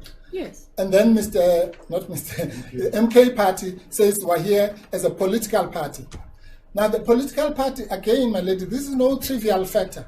When MK says in its document, we received 2.6 million votes, it looks like it's just a number. Those are 2.6 million human beings, yes, that are saying to this court, protect us from being abused. 2.6, not one person sitting in some hospital. Human beings, like you and me, and mostly this one sitting here wearing green shirts. So it's my lady, it's a matter that touches on the lives and the rights at the heart of this democracy. It might not look like it. It's probably the most important case in the so-called 7th administration in the era that we're in, because it seeks to say whether or not are we now in to be lied to for the next 5 years, willy-nilly, with the courts watching and folding their arms, or when that happens, are we going to be protected? It's fine. If this so-called GNU is here to introduce that, well, the people might be illiterate, but they're not stupid. They are certainly not stupid. And they know when they are being lied to. And if either the court will protect them or they'll protect themselves. But they're not going to sit idly for 5 years and enjoy this holiday of intellectual application induced by an instrument that they pay licenses for. Every year they have to pay money to be lied to. No. So as I say, my lady, it's Mr. Mpofu, and I'm confining. I must just warn you. Yes. That it's not appropriate to say either the court will protect them or they will protect themselves. That sounds a little bit like a threat. Yes. And I don't take kindly to that. No, my lady. You see, my lady, that you know, the last time that happened to me, 400 people died. I said this to a court in 2021, I think. Was it 21? Yes. KZN. So I wasn't even sure where. And one of my colleagues stood up and said, because I said the people will know when the law is being applied in a particular way. One of my colleagues stood up and said, that sounds like a threat to let SABC. I sat down. And 2 weeks later, 400 I'm not asking you to sit down. Yeah, no. I'm saying don't threaten this court to find a certain way. No, I'm not. I have every right, my lady, not to threaten, but to implore the court to apply the law. And I will do so fearlessly. Yes. I will. Fearlessly. Yes, that I will do so fearlessly. When I say if the court, it's not me, my lady, it's the Constitution. It says the court must. Yes. Right? That's not a threat. It's an order from the people. And the court must do so fearlessly also. Yes. So that order comes from the people, not from both. The order that says must. The Constitution says we, the people, not we, the courts, or we, the SABC. We, the people. And if the people say the court must declare their violation of their rights to be invalid, then that's what they say. I may not say it myself, but it's not going to change the Constitution. So please, my lady, that's not what the intention is. The intention is to say that by the way, that's the reason, and I don't know your ladyship how she's going to take it. The reason we have a constitution is exactly to avoid that. The reason we have laws is so that everyone must play according to the laws. Everyone, including the court. Yes, including the court. So because the people decided in their wisdom to codify their values into a constitution so that they don't have to, if my learned friend Mr. Muela steals my car, I don't go and steal his car. I must go to the police station. That's what the people decided, not me. So I'm afraid I have to say this maybe differently. If and by the way, it's true, my lady. That's why we have a right of appeal, for example. So if this court does not protect the interests of the applicants, then they're going to protect themselves in the SCA. Yes. And then they're going to protect themselves in the Constitutional Court. And that's what it's there for. Yes. So why is it a threat to say you're going to do that? It's a threat of a right of what you are entitled to. That's exactly what they're going to do. I won't speak. That's what you mean. Yes. Yeah. Let me not speak for the people now. Let me speak for MK and Mr. Zuma. If they are not protected, they're going to take the matter further. Thank you. All right. So the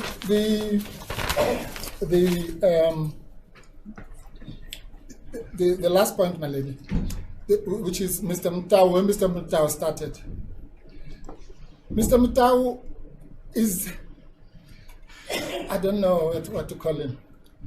He says he's dealing with urgency, But the only section in the founding affidavit that he doesn't deal with is the section that deals with agency. He deals with something about the DJP, which is put in the introduction. And he misreads that. Because when you say, we always do this, I've done it in this court, and I'll give you an example. When you say, I'm going to go to the urgent court, or I'm going to approach the DJP to make a special allocation, you are not, by so doing, relinquishing your agency. He's told us exactly that's what happened in Apleni. In Apleni, the matter was urgent. Otherwise, Judge Fabricius would not have spoken about it if there was no urgency issue. So there had a special allocation, but urgency was still an issue. It has happened to this court to me several times. All we are saying, my ladies, is that this court and your leadership knows it live right now. This court is busy, and it has a roll of 40, 50 matters and so on. So it happens that you can say to the DJP, allocate us a judge who's going to look into this matter in the same week. It doesn't have to be 100 years later. In the same week, but allocate it to a particular judge. So it's got nothing to do with the agency. That's exactly what has happened in a matter that I'm involved in Cape Town. It was set down for the 3rd, and the DJP there gave us 3 judges on the 4th, which is the following day. This court, last year, when there was an urgent application brought by Mr. Zuma, or rather brought against him, now, then things change. When it was brought against him, then the court said, without anyone asking it, we are going to allocate this matter to a full court in the same week, and the DJP presided over that himself, without anyone asking for. We didn't ask, Mr. Ramaphosa didn't ask for it.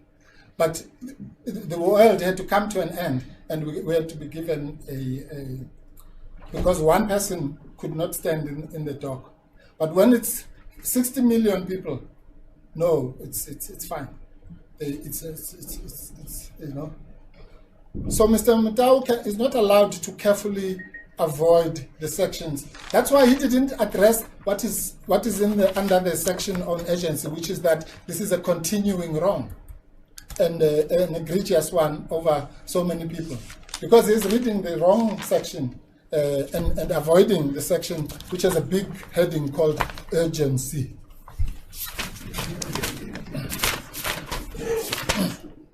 Yeah, it's page 02-173. F, capital letter F, urgency. And then it says, most in the present situation, violations are multiple and countless, and so on. Your leadership knows. It does not address any of those.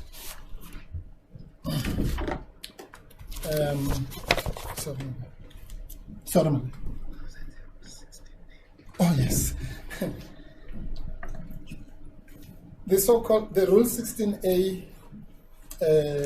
Thanks. Afterthought. You see, there's something called body language.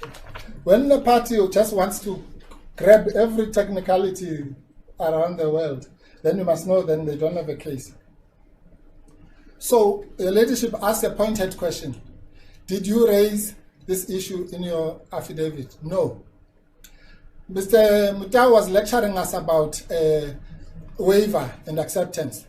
So he says, if we said that there must be the replying affidavit, then we're waiving our right to complain.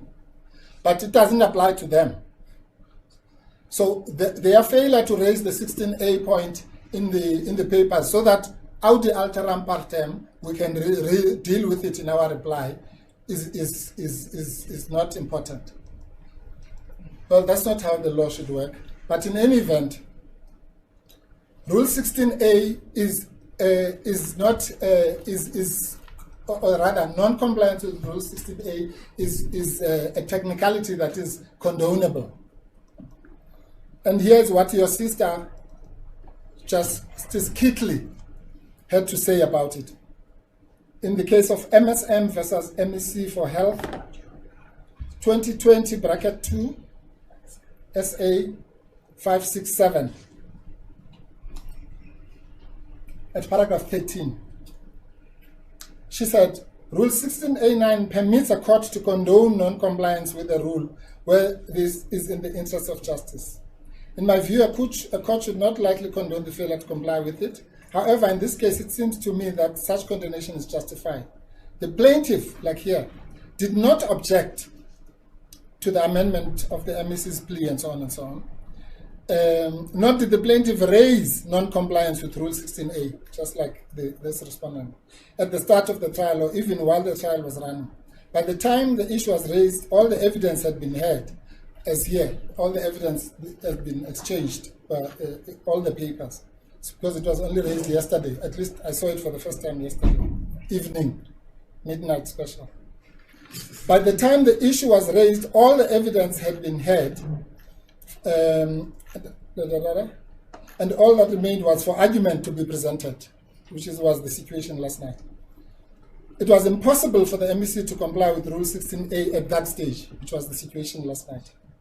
To try to turn back the clock would have caused a lengthy postponement of proceedings with the possibility of needing to recall witnesses who had already testified. Same situation last night.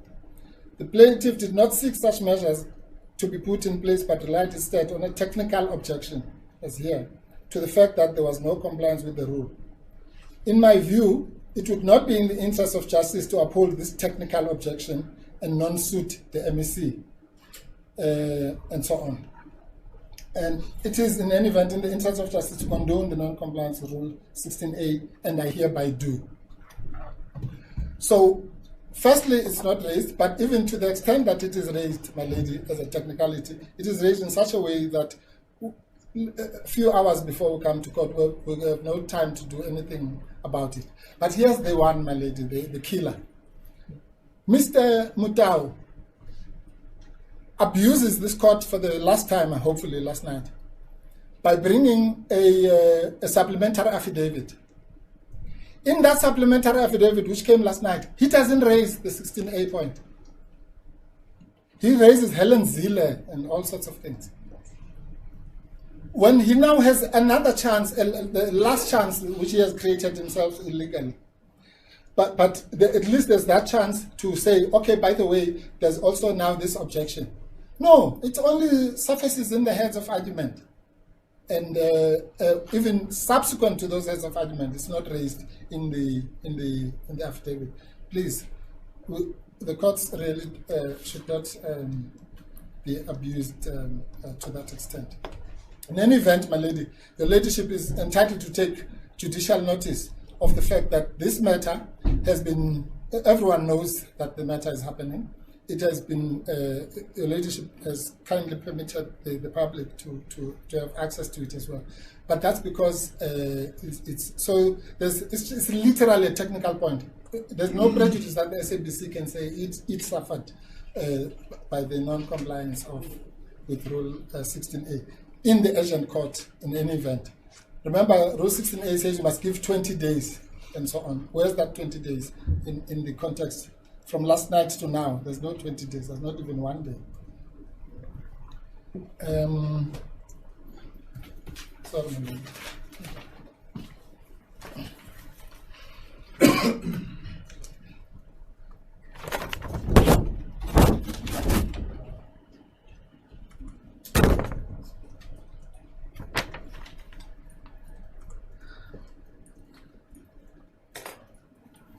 Mr. Mpofu, it's now 2:05. Literally, I didn't do 2 minutes, man. 1 even.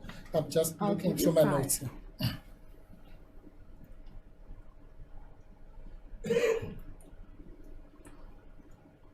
Yes. Just this last point, my lady. The Mr. Mutau at least seems to agree grudgingly about the aspect of the definition of the GNU that relates to a national crisis. And even Dr. was that one of the Moonshot Act, Dr. Gumede, who in that so-called debate, where we've given you the video, says that that element must be there of a national crisis, except that he then creates a fake crisis. There's no national crisis, Malid. A political party called the ANC lost elections. That's not a national crisis. It's a crisis for the ANC. So how can it be a national crisis if the Labour Party wins elections in Britain and next time another party loses and so on? How? So that's why we say Mr. Ramaphosa was quite entitled to look at it subjectively from his point of view as a crisis. It was a crisis for his party. But to then transport that subjective crisis to an objective national crisis is criminal. And it breaches every ounce of every rule of everything that the SABC is supposed to stand for. That's the point. As the court pleases. Thank you, Mr. Mpofu. Yes. So, sorry, but just one observation that Yes. the reply was longer than even the argument to meet the main Yes, case. I'm fully aware of that. Thank you, Mr. Yes. Mutal. My lady, we've addressed all of Size this. doesn't matter, my lady. My lady, I'm not going to address that. Thank The only point that I'm making is your ladyship will take cognizance of the fact that I indicated that I departed from my prepared argument for purposes of accommodating the exigencies Yes. of the urgent court. Thank you. We've addressed all of these issues. They're in our heads, and we're not abandoning them. Thank you. Whatever I've said to have been considered, and your ladyship will read the heads. We'll find no such concession. Thank you, my lady. Thank you. All right. Judgment is reserved. We will adjourn until 2:30. My lady, once again, we're indebted to the court and the court staff and my learned friend. Thanks. All right.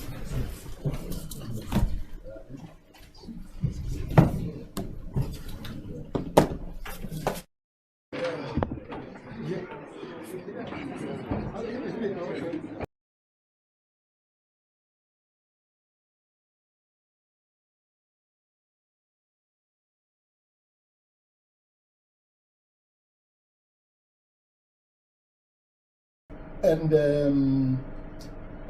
if it says Nelson Mandela is a terrorist, the government of that day, the SABC of old, has to say that, right? And so on and so on. If it says black people are subhuman, the SABC of old has to say that. But contrast that with the internationally recognized and constitutionally promulgated duties of a public broadcaster.